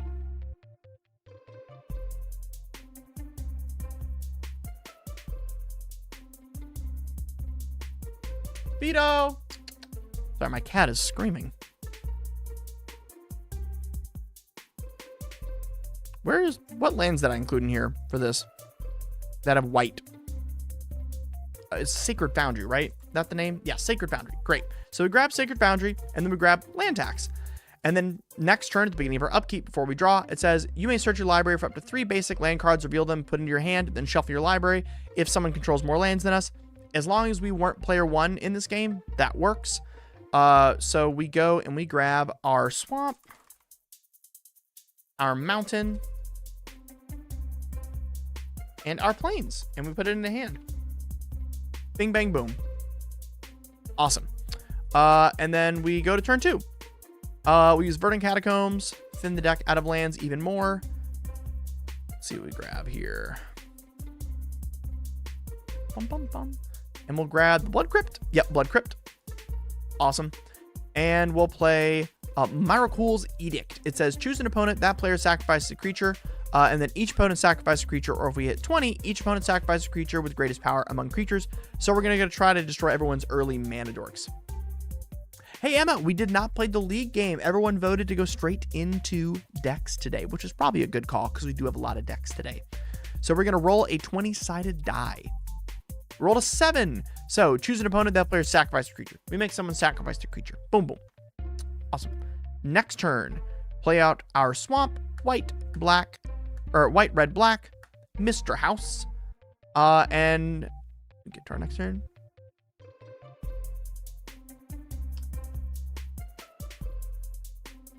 Hey, Descat, I was curious if you had started looking at the Watcher in the Water deck. I haven't figured out exactly how Discord works. Oh, Logan, if you are on Discord, please at one of the moderators. If not, they can help you. Next turn, we have Mr. House, we have Hellkite Tyrant, and we have Ancient Copper Dragon, and we want to get to those as soon as possible. So we're going to pay 2 for the Arcane Signet instead of the Mr. House because that's more consistent. Then next turn, for turn 5, we can... Yeah, I do owe you a league game. Revel in Riches, and then we can next turn pull out into Ancient Copper Dragon, and then Hellkite Tyrant. And that Hellkite Tyrant and the Revel in Riches could both win us the game. So let's say they remove the Revel in Riches, then we just play the Hellkite Tyrant. So we've had 2 turns to attack in with this dragon. We make 7 treasures, and then we make 18 treasures. Hellkite Tyrant wins us the game on upkeep. So right in our hands, we immediately had 2 ways to win the game. We had ramp, we had some rolling. Super fun. What role are you in League of Legends? I technically would say I'm a jungler, but I play all the roles equally. All of them. I have been playing League of Legends since I bought it on disc. So, if that says anything about my mental health, yeah. I've been playing League of Legends a long time. If you guys remember Rivington the Third, Rivington was one of the original casters for League of Legends. He is a good friend of mine. Great guy. If you need a jungler, I am a copper jungler. Is copper real? I don't play enough anymore to remember. I must be very good then. Surely. I'd play League with Defcat just saying, ooh. Oh, guys, can we please play some ARAM today? That sounds amazing. Oh my gosh.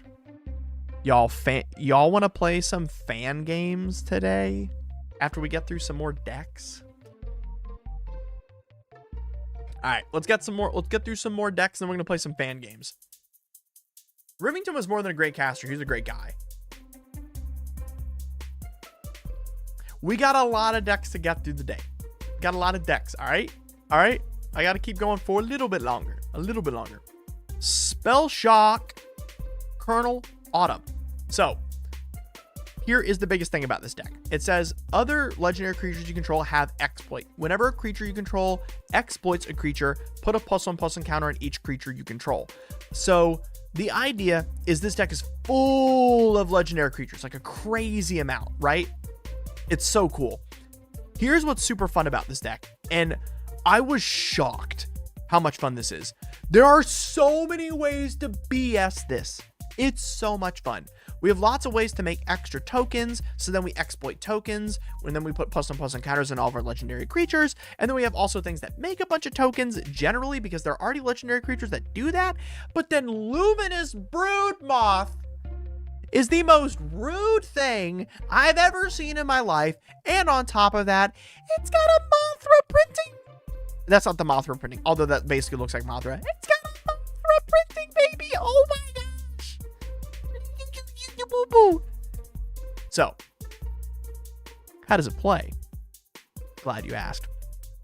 Oh, we got Tevesh Zat Doom of Fools right off the bat, and we have Man Acceleration.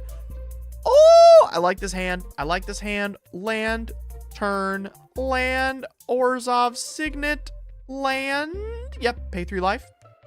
Actually, we'll do Profane. Felder Profane. 1, 2, 3. Colonel Autumn. Next turn. Oh, baby, a triple. Tevesh. And then we'll make our Thralls. Bonk, bonk. Next turn. Oh my gosh, we got the Luminous Broodmoth on top of that.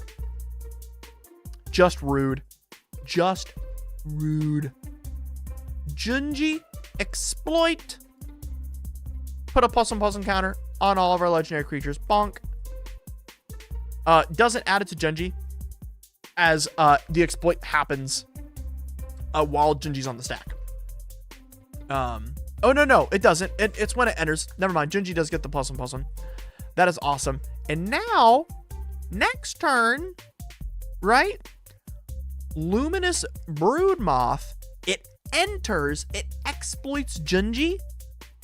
And then each opponent discards 2 cards and loses 2 life. We put a +1/+1 counter onto all of our legendary creatures. And Junji does not come back because it's flying and I'm stupid. But that would have been cool. That would have been cool if Junji wasn't flying. It would have been really cool. And we can be upticking Tevesh this whole time too, and drawing cards with him. So this deck's super self-explanatory. We also have the Ozolith and other ways to keep the +1/+1 counters around, as well as do really cool things with it. So let's say we Bright Climb Pathway, Ozolith, Plains, Flowering Tree, Swamp, Colonel Adams, and then Phyrexian Tower into Lotho. We will not exploit, sadly. And then we will I guess it'd been better to do the Swamp, right? I'm trying to think how I would have done this, because I wanted to Sign in Blood there, but we can't cast both due to the way we flipped the Blight Pathway. But our legendary creatures do in fact have +2/+1 and Word 1. Pretty great. Next turn we can Junji. Bonk. But sadly we just didn't get anything to exploit this game, so really it's better to play Felicia. Whenever a non-token creature you control dies, if it had counters on it, create X tapped 2/1 white and black Inkling creature tokens, where X is the number of counters on it. So this will allow us to exploit things that had counters on it already. And then Ozolith will do the cool tricky stuff with it. But we have Agadeem's Awakening. So we'll exploit Lotho after, let's say, we've made probably 2 treasures with Lotho. And then we're going to get the +1/+1 counters on Felicia. But there was no counters off that, so we're good. Next turn, we would cast Junji. And we can exploit from there, technically. But that was in general just a weird sequence. But either way, if you do crazy exploit stuff, no matter what, we have backup Agadeem's Awakening to get these back from our graveyard. So I did include backup plans like that. Just keep that in mind when you play this list, that it's okay to exploit things that feel weird to exploit. Totally fine. Ooh, Frank. It's time. It's time, Frank. Oh my goodness. Everybody, let's read out what Frank asked for. This was so funny. Let me make sure I have your submission. Bum, bum, bum. Bum, bum, bum, bum, bum. Frank, I am open to any one of these. I have an idea I love in mind, but I think I need your brain on this one because I've hit a few walls in trying to cook this up. I've always wanted to have a stacks deck, but I never cared for the traditional ways of locking down the game or just forcing tax on my opponents. So I thought, what if the stacks element was entirely optional? Y'all put me through a lot when you make me make decks, by the way. This is a crazy task, but of course I did it. I would love to have a secretly stacks deck that doesn't come off as one and gives you the illusion that it's doing the group hug thing. My idea is along the lines of giving my opponents permanents that cost mana to use or gain some value, but at the cost of their own tempo if they decide to partake. Think clues, food, launderers, mutagen, blood, junk, or anything else of that nature. I did in fact choose anything else of that nature. It doesn't have to be any specific one of these. It's just the idea of giving them seemingly helpful stuff and having them be stuck with helpful things that seem innocent enough. But then the rest of my deck is busy playing these things to reap the rewards of them not using those tokens. Cards that get better, stronger, depending on how artifact tokens, etc. they control. The idea is that once they see my power is proportional to the stuff I give them, they are left with two choices. Let me keep the power or play into the suddenly stacks elements of playing into the gifts rather than their game plan. Hopefully that makes sense. I put back at 3 as a general starting point, but I trust your judgment to go up or down as needed for making this work. I also marked all colors, and it can be any combination of colors you feel is necessary. I'm open to a sprinkle of less egregious traditional stacks as well. If you feel the deck needs it, it doesn't, don't worry. If this is unfeasible, I'm sure I can come up with a backup idea totally separate from this. This was absolutely feasible. Everybody, welcome to Gore Muldrock, Amphibiologist. You in permanency control have protection from salamanders. Yes, everybody, you have protection from salamanders. One of the most terrifying things in all of Magic the Gathering. I know. Calm yourself. It's going to be okay, everybody. The salamanders can't hurt you anymore. At the beginning of your end step, each player who controls the fewest creatures creates a 4/3 blue salamander warrior token. Ladies and gentlemen, we're going to make a billion Gores. Gore Muldrock is going to be copied as many times as humanly possible. And then our opponents are going to be flooded with a board of 4/3 blue salamanders. And we're going to make everything we own into salamanders in order to constantly be impossibly impenetrable. So, how do we do that? Let me show you.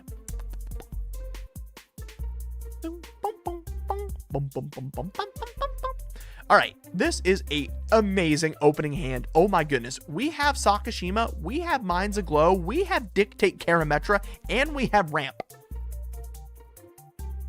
I could not have, produced a better hand. Oh my goodness. Okay, draw a card. Land, Boreal Druid, nice. Next turn, land?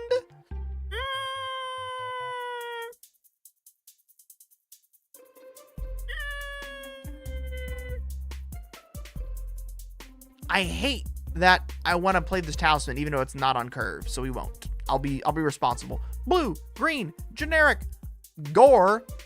We probably don't have the least creatures, let's be honest. So someone is getting themselves a salamander warrior. Bing. Oh god, that's terrifying. Why does it look like that? Why? Ew. Ew. All right. Frank.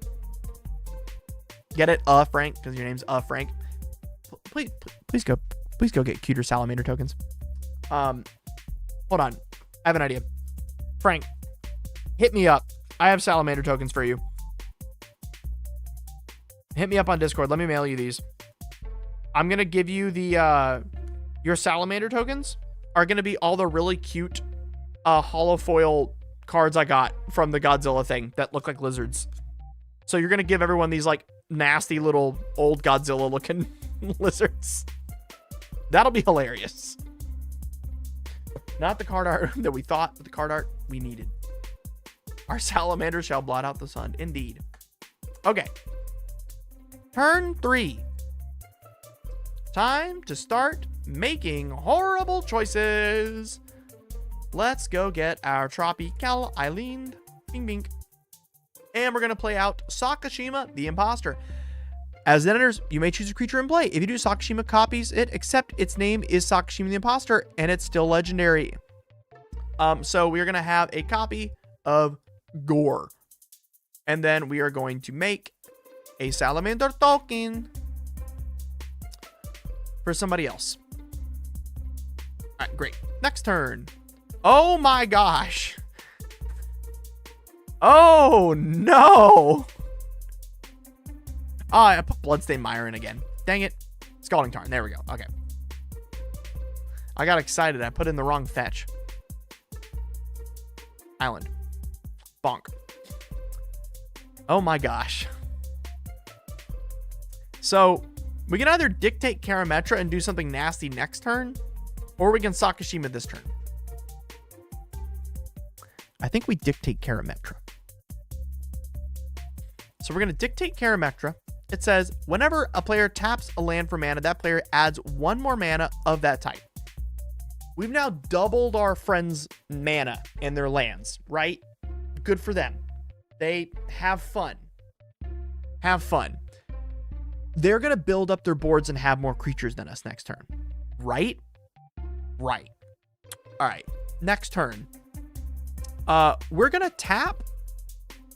And we're going to play Sakashima and Essex Fractal Bloom. The first time you would create one or more tokens on each of your turns, you create additional instead. Because we just gave everyone double mana, we're just going to assume they probably made more than us. And also we've been giving out salamanders like they're candy. We're going to create 1, 2, 3, 4, 5, 6, 4, 3 salamander tokens.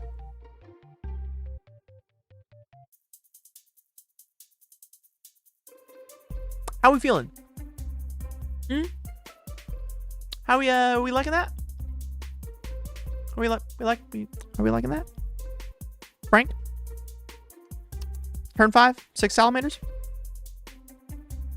Are we liking that? Next turn, we have an insane amount of mana.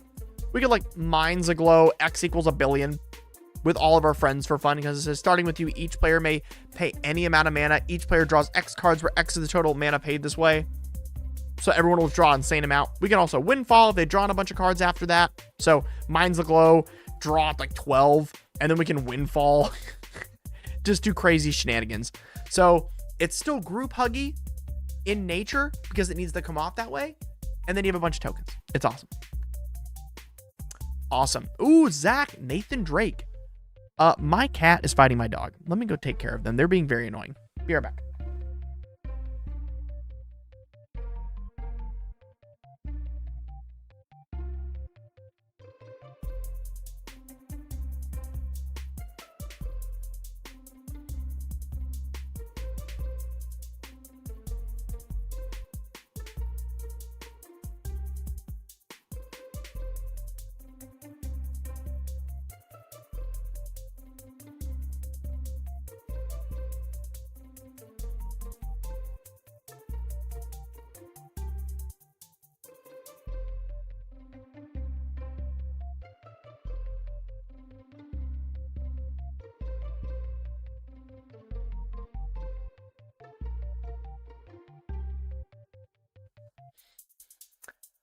My cat ate everything in his food bowl and decided the next thing to eat was the dog. Okay. Thank you, Vito. All right, everybody. Oh, the cat won. There was a day where me and my wife used to share an office, right? We were sitting in here having a good time. She was on a conference call at work. And then when she looked behind her, someone on her call went, "Hey, why is there a cat wrestling a dog?" And no one knew what was going on. And long story short, our dog was like trying to wrestle the cat and failing miserably. Like they were getting like absolutely wrecked. And then our cat slowly realized they were like big enough to start doing different moves, and then out of nowhere just like uses its back legs to like kick off the ground while holding our dog's like neck and just flip them over, because they're like both around 15-20 pounds. My cat's like around like 13-14 pounds and our dog's like 16-17 pounds. But my cat's just like pure muscle. He's terrifying. Okay. Zach, you ordered a Nathan Drake that is pure evil. You asked for permanent theft effects and ways to win on top of people. So, this deck's kind of easy to go over, but the biggest thing is things like Cavern Hoarder Dragon, Brain Stealer Dragon, and a bunch of other stuff.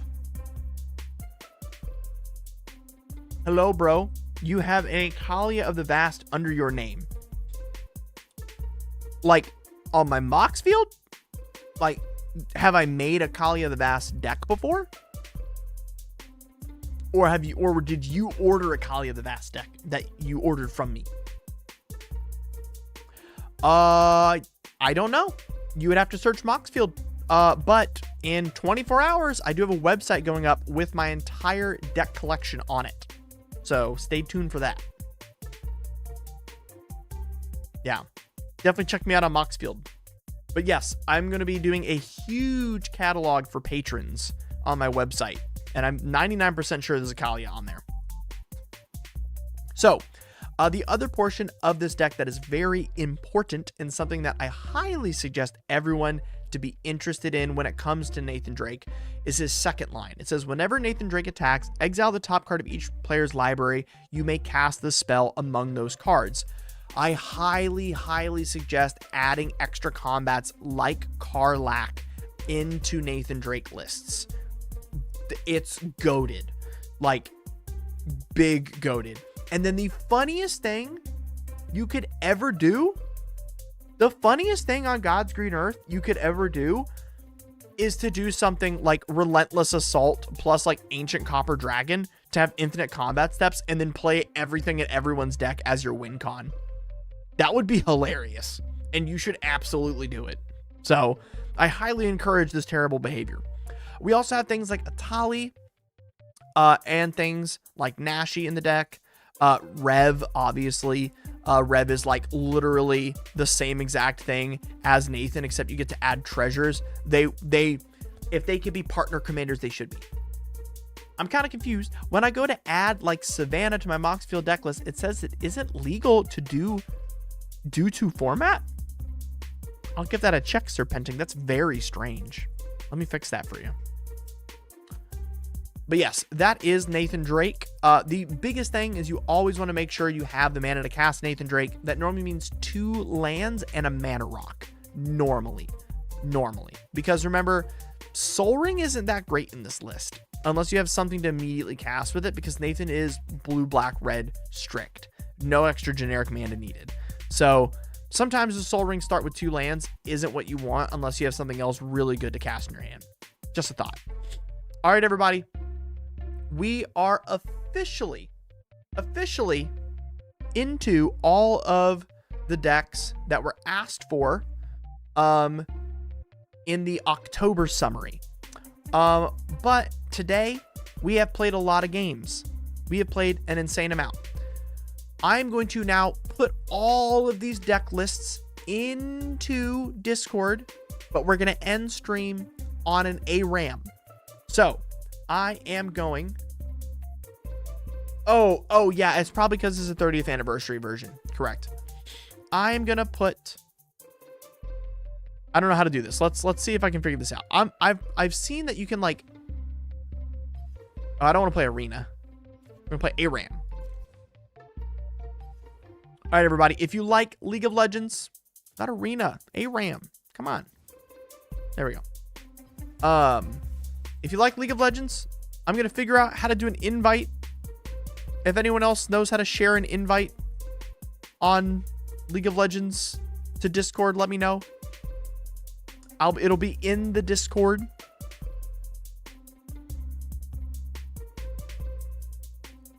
Here.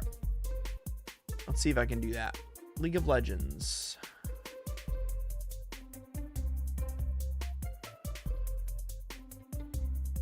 Okay. How to make a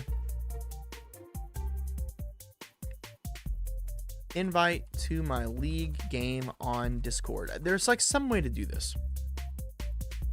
launch the game, then in a chat bar, click the plus button. What?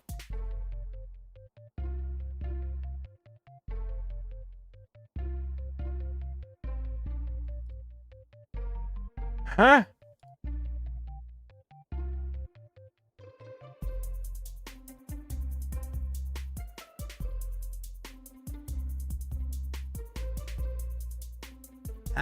Ah. Okay. Is everyone ready? I'm going to put the invite in Discord. It's going to be in def chat. It's in def chat on Discord. We got Mally in here.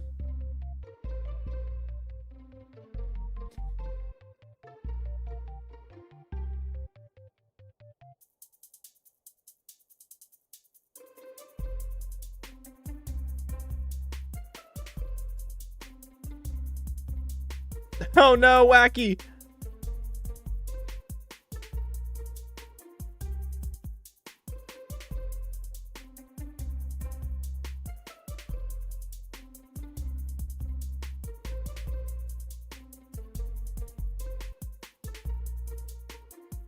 Blainable, are you up? Is your thing updated?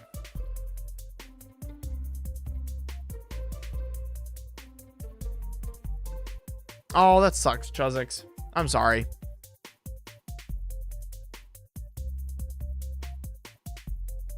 What was I? I was Platinum 4 last time. That's not bad. I don't play ranked anymore, so I'm happy with that. Yes, Mally, add me as a friend. Of course.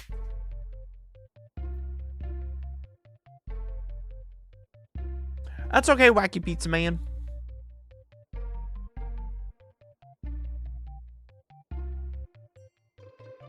Would anyone else like to join for some ARAM?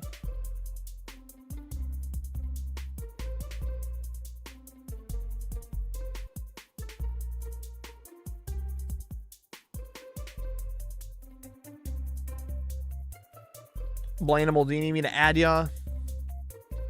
Is that your name on here? Blainable?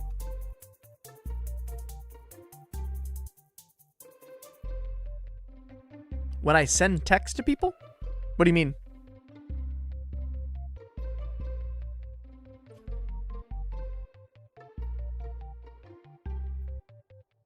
Is it NA1 as your tag?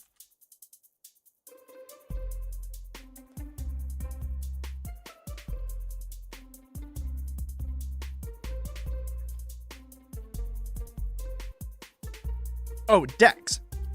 So decks get emailed and or sent through the Patreon Discord. The Patreon Discord is the easiest way to get them and the fastest. The Blainable. Did that work? Is it the Blainable or just Blainable? Ah. Blainable. There we go. Sent. Does not exist. Try adding me. Try adding DefCat.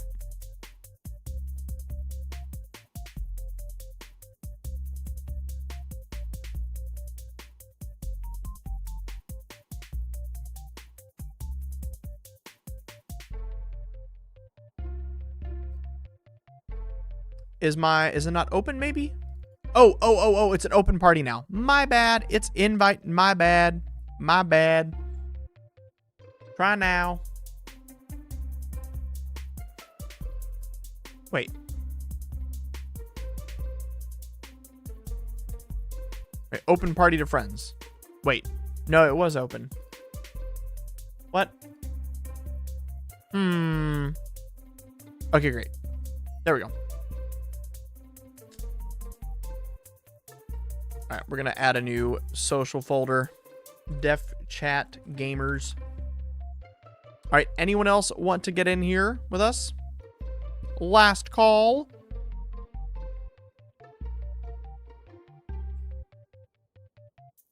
Last call, y'all. Aight, let's do it.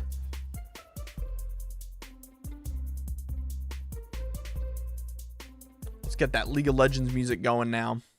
Alrighty. Ooh. Oh, yeah. I call set. Dibs on set.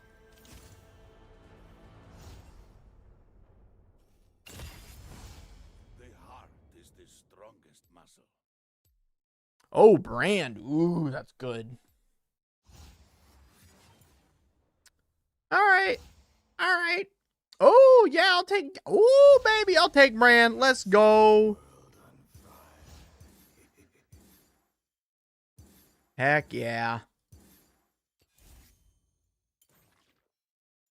Brand is so disgusting. Thank you. Oh, yeah, this is going to be nasty stuff. I hope y'all are ready. Oh, my goodness. If I get Infernal Conduit, this is going to be crazy. Oh, my gosh.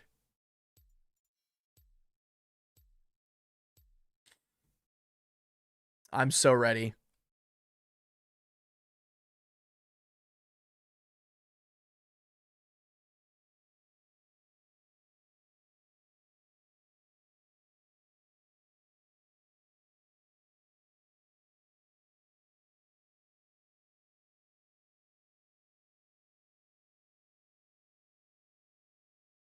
This is going to be fun.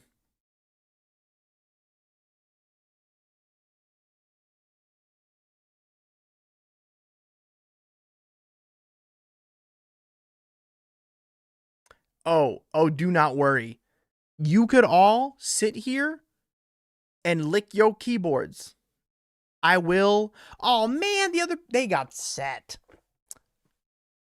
Brand is so busted. This game is over. It is over.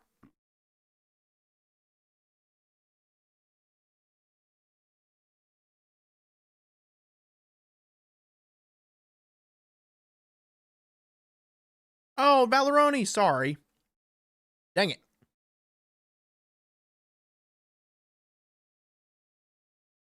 My chat is not updating on screen. Now it should be.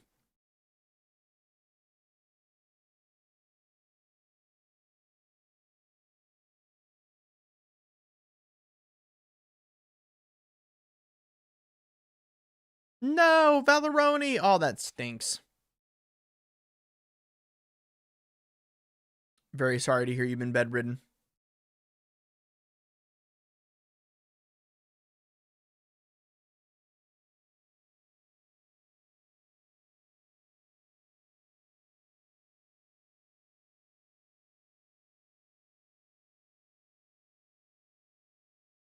Gotta heal up for games on Thursday.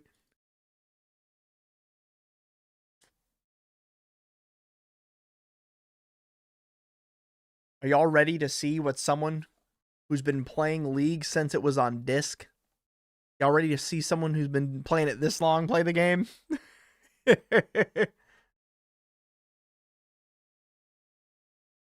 I am how do I say for the fun, for the people, as it were, when I play. If I get Infernal Conduit, this y'all about to see me like turn into a mad scientist villain.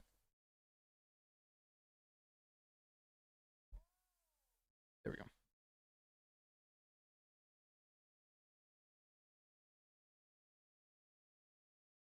I will be a terrible person to the enemy.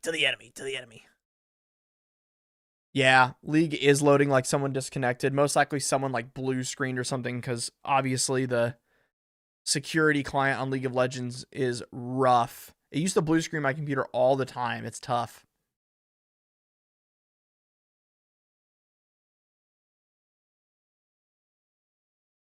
Nice. What was your first champion? What was your first loading screen? I feel like that's my favorite question to ask people. What was their first loading screen?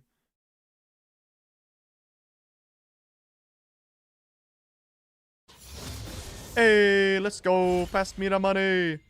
Snowball upgrade? Nope. Okay, Shrink Ray. Okay, Executioner's pretty sick. Ooh, rabble rousing. Oh, dude, I can stay alive for so long with that. But I think resetting on takedown is just so disgusting with Executioner. But rabble rousing just keeps us alive for so long. I have to go for it. We're gonna go straight for Black Fire Torch, and we're not gonna take any health because we already get so much health from our augment. I think this is just the way to go. So we're up against Vel'Koz, Cassiopeia, Olaf, Echo, and Set. Only person I'm really worried about is the Echo. Everyone else I feel confident I can deal with and not really have a problem with.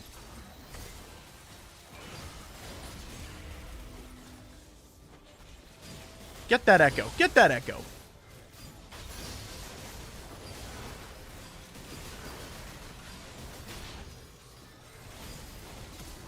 All right, they're burning. They're burning. They're burning. He's frozen. Okay, we're good. Yeah, there's the Echo. That's what I thought. That's what I thought. Ouch. That hurt.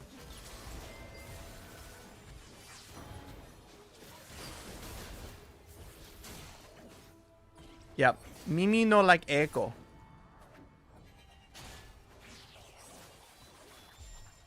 See a little healing up too? Just healing up, no problem.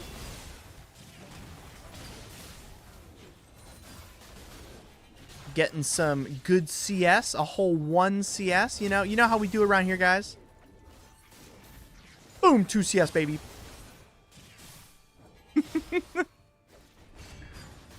He's got crit and speed buff first. Nice, nice.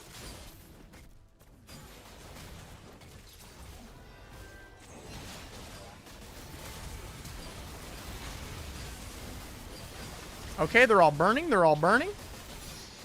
Let's heal up. Let's heal up. No!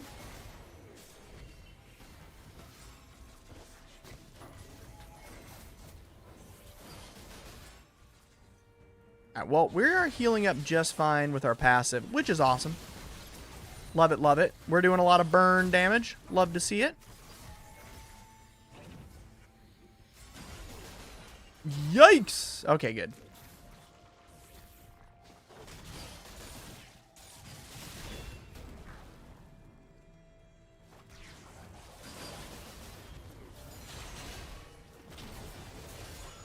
Alright, we're burning them. We're burning them.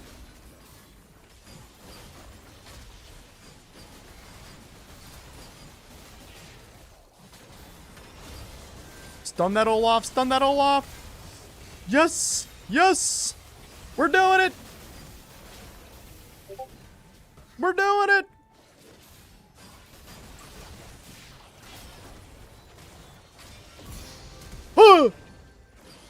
I'm alive. I'm alive. Idiots. What they think was gonna happen? Hey, what are you talking about? Oh, oh, that's my cue. That's my cue. What are you talking about, baby? I'm so dead. Dang it. Hey, I got the kill, though. It's about a BG, baby. Let's go. Thank you, Serpenting. I think, yeah, Black Fire Torch into Haunting Guys feels pretty good.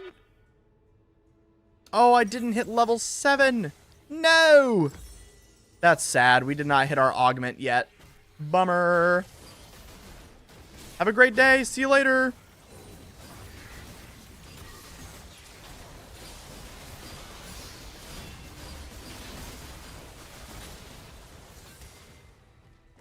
Oh, did I hit no one with that? Dang. That sucks.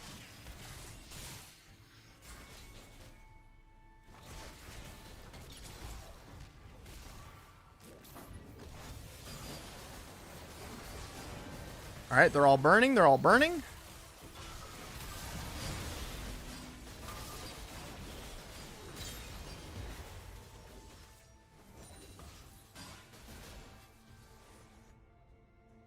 So far, so good.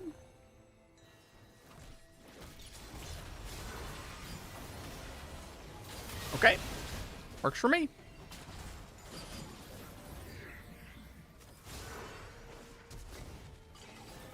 Man.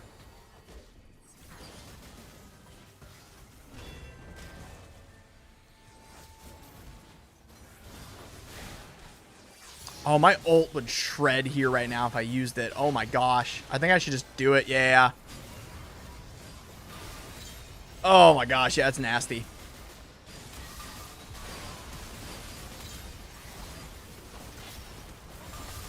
Woo! I stunned him. We're good. We're good. We're good. We're good. Phew.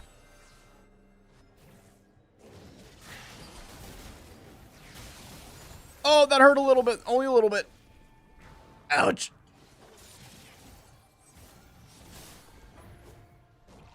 I'm not going back to prison.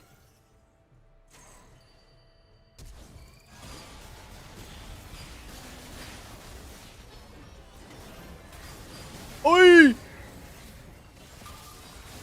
Yes, baby! Good job, Blanimal! That was sick! Oh my gosh, that was dirty! We did him dirty!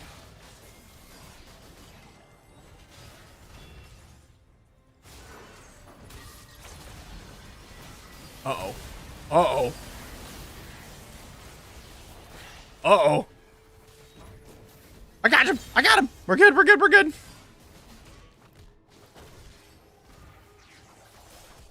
Eesh!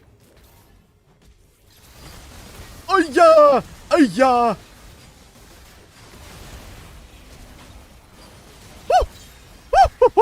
Woo! Fancy feet! Wombo combo! Can't touch this. Ding, ding, ding, ding.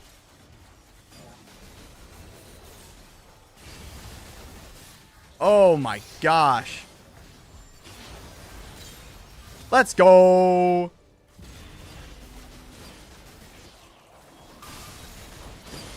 He's stunned. He's stunned. Let's go.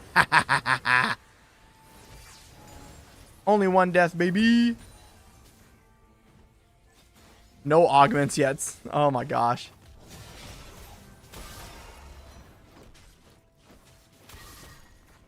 What is this guy doing?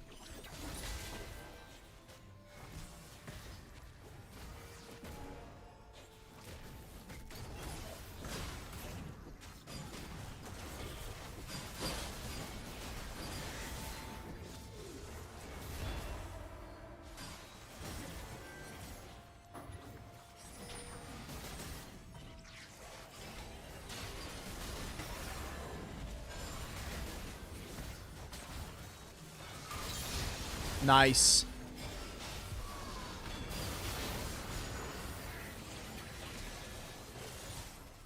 Alright, I need to die. I have so much money. Oh my gosh. I need to die. Death needs to descend upon me. Oh no. Oh no. Alright, he didn't take it. We're good, we're good, we're good, we're good.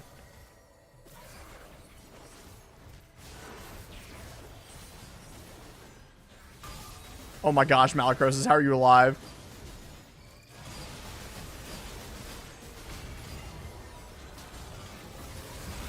I'm going for it. I'm going for it. All right, that was awesome. All right, what do we get? We got crit. Nope. Wait, hitting an enemy with a non-ultimate ability at far range refunds 80% of its cooldown? Ooh. Ooh, okay. Mana costs are doubled. Your ability heals and shields. Okay. Yeah, okay. Skilled Sniper's crazy. Your E gains 100 ability haste. Meh. W gains 100 ability haste. Auto crash, throw a boomerang. Meh. Your Q gains. What is up with the ability haste? That's all I get. Gain crit chance. Nah. Alright. The W. That's okay. Alright. And then... Alright. Cool. We got Malignance. Or we got, yeah, Malignance, Leandries, and Blackfire Torch. Oh my gosh, we are mean.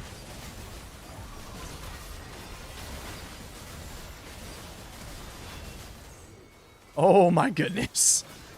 That is crazy. Bro, we do so much damage. Evil.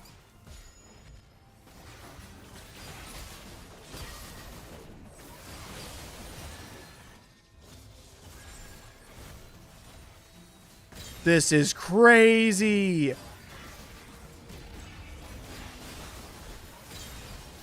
We can like instantly recast W's.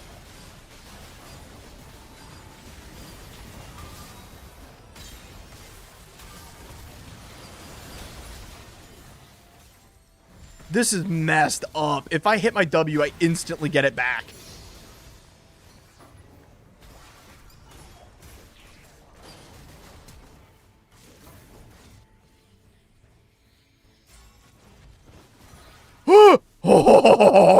Oh, please tell me you guys saw that dodge. That'd have been so bad. Ooh.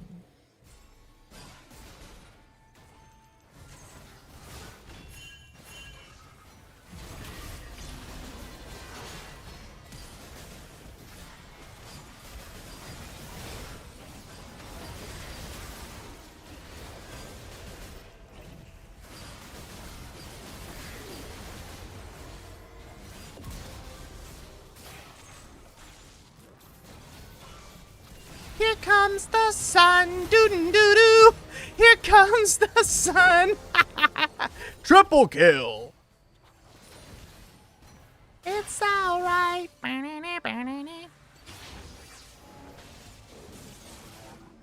Let's go.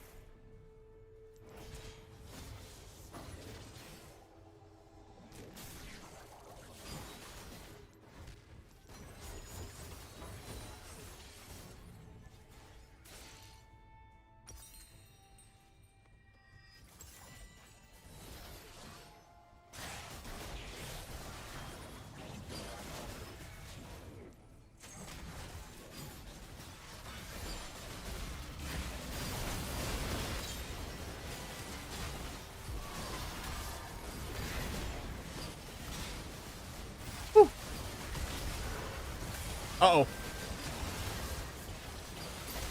I ult up in 1 second. Come on. No. Oh, that would have been crazy. My ult was up in 1 second. Bummer. I think it's just time to rush Rabadons into Void Staff. That just makes sense now. What do y'all think? That just makes sense at this point.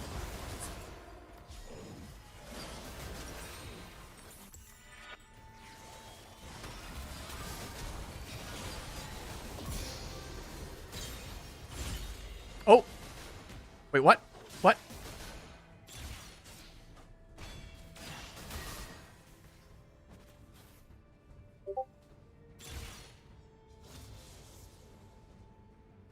Wait, refresh your ultimate ability after casting it? What? Wait, what is... Wait, what?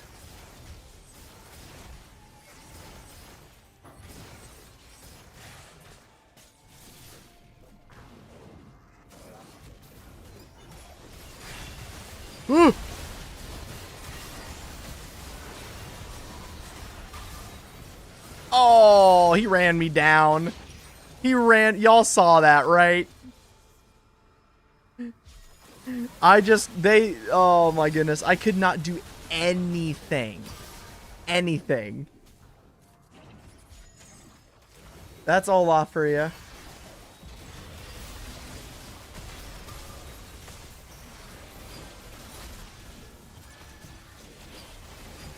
Oh, Bard, ult the tower. You can do it. No, Bard, ult the tower.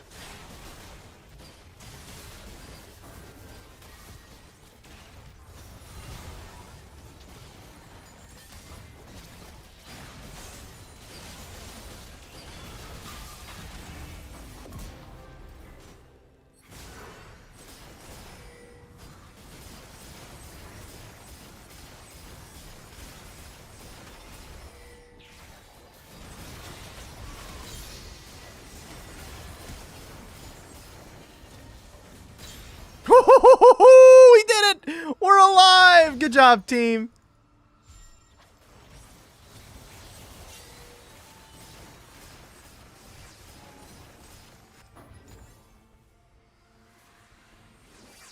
Uh-oh.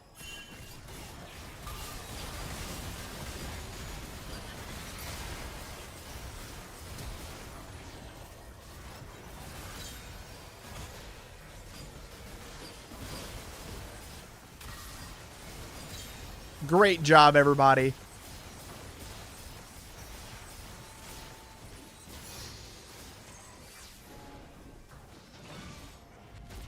Hell yeah, Spiral.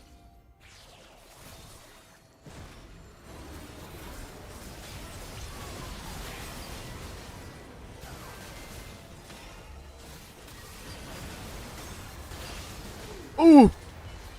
Oh, they tried to save me. They got close.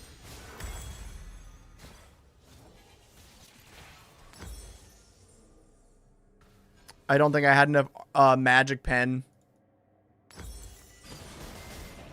Good game.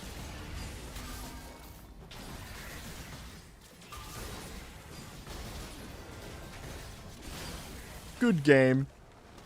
Oh my goodness. Yeah, we did not get the prismatic augment we needed. Oh well. We didn't get the big carry. Loss prevented. Interesting. Oh. Cinema. 46k damage, baby. That we got some sick plays in there though. We got some sick plays. Yeah, I think we just didn't have as much damage as the enemy team. A Bard and a Braum is rough, dude. Those being our two randoms was kind of rough. Guys, thank you so much for watching stream today. Thanks for letting us close it out with a little fun ARAM. We'll be back tomorrow to show off more decks. If you did not see your deck today, do not worry. It will be updated on the Discord. Thank you guys so much for showing up today. It was good to see everybody. Thank you so much. All right, y'all. Talk to you later. Bye-bye.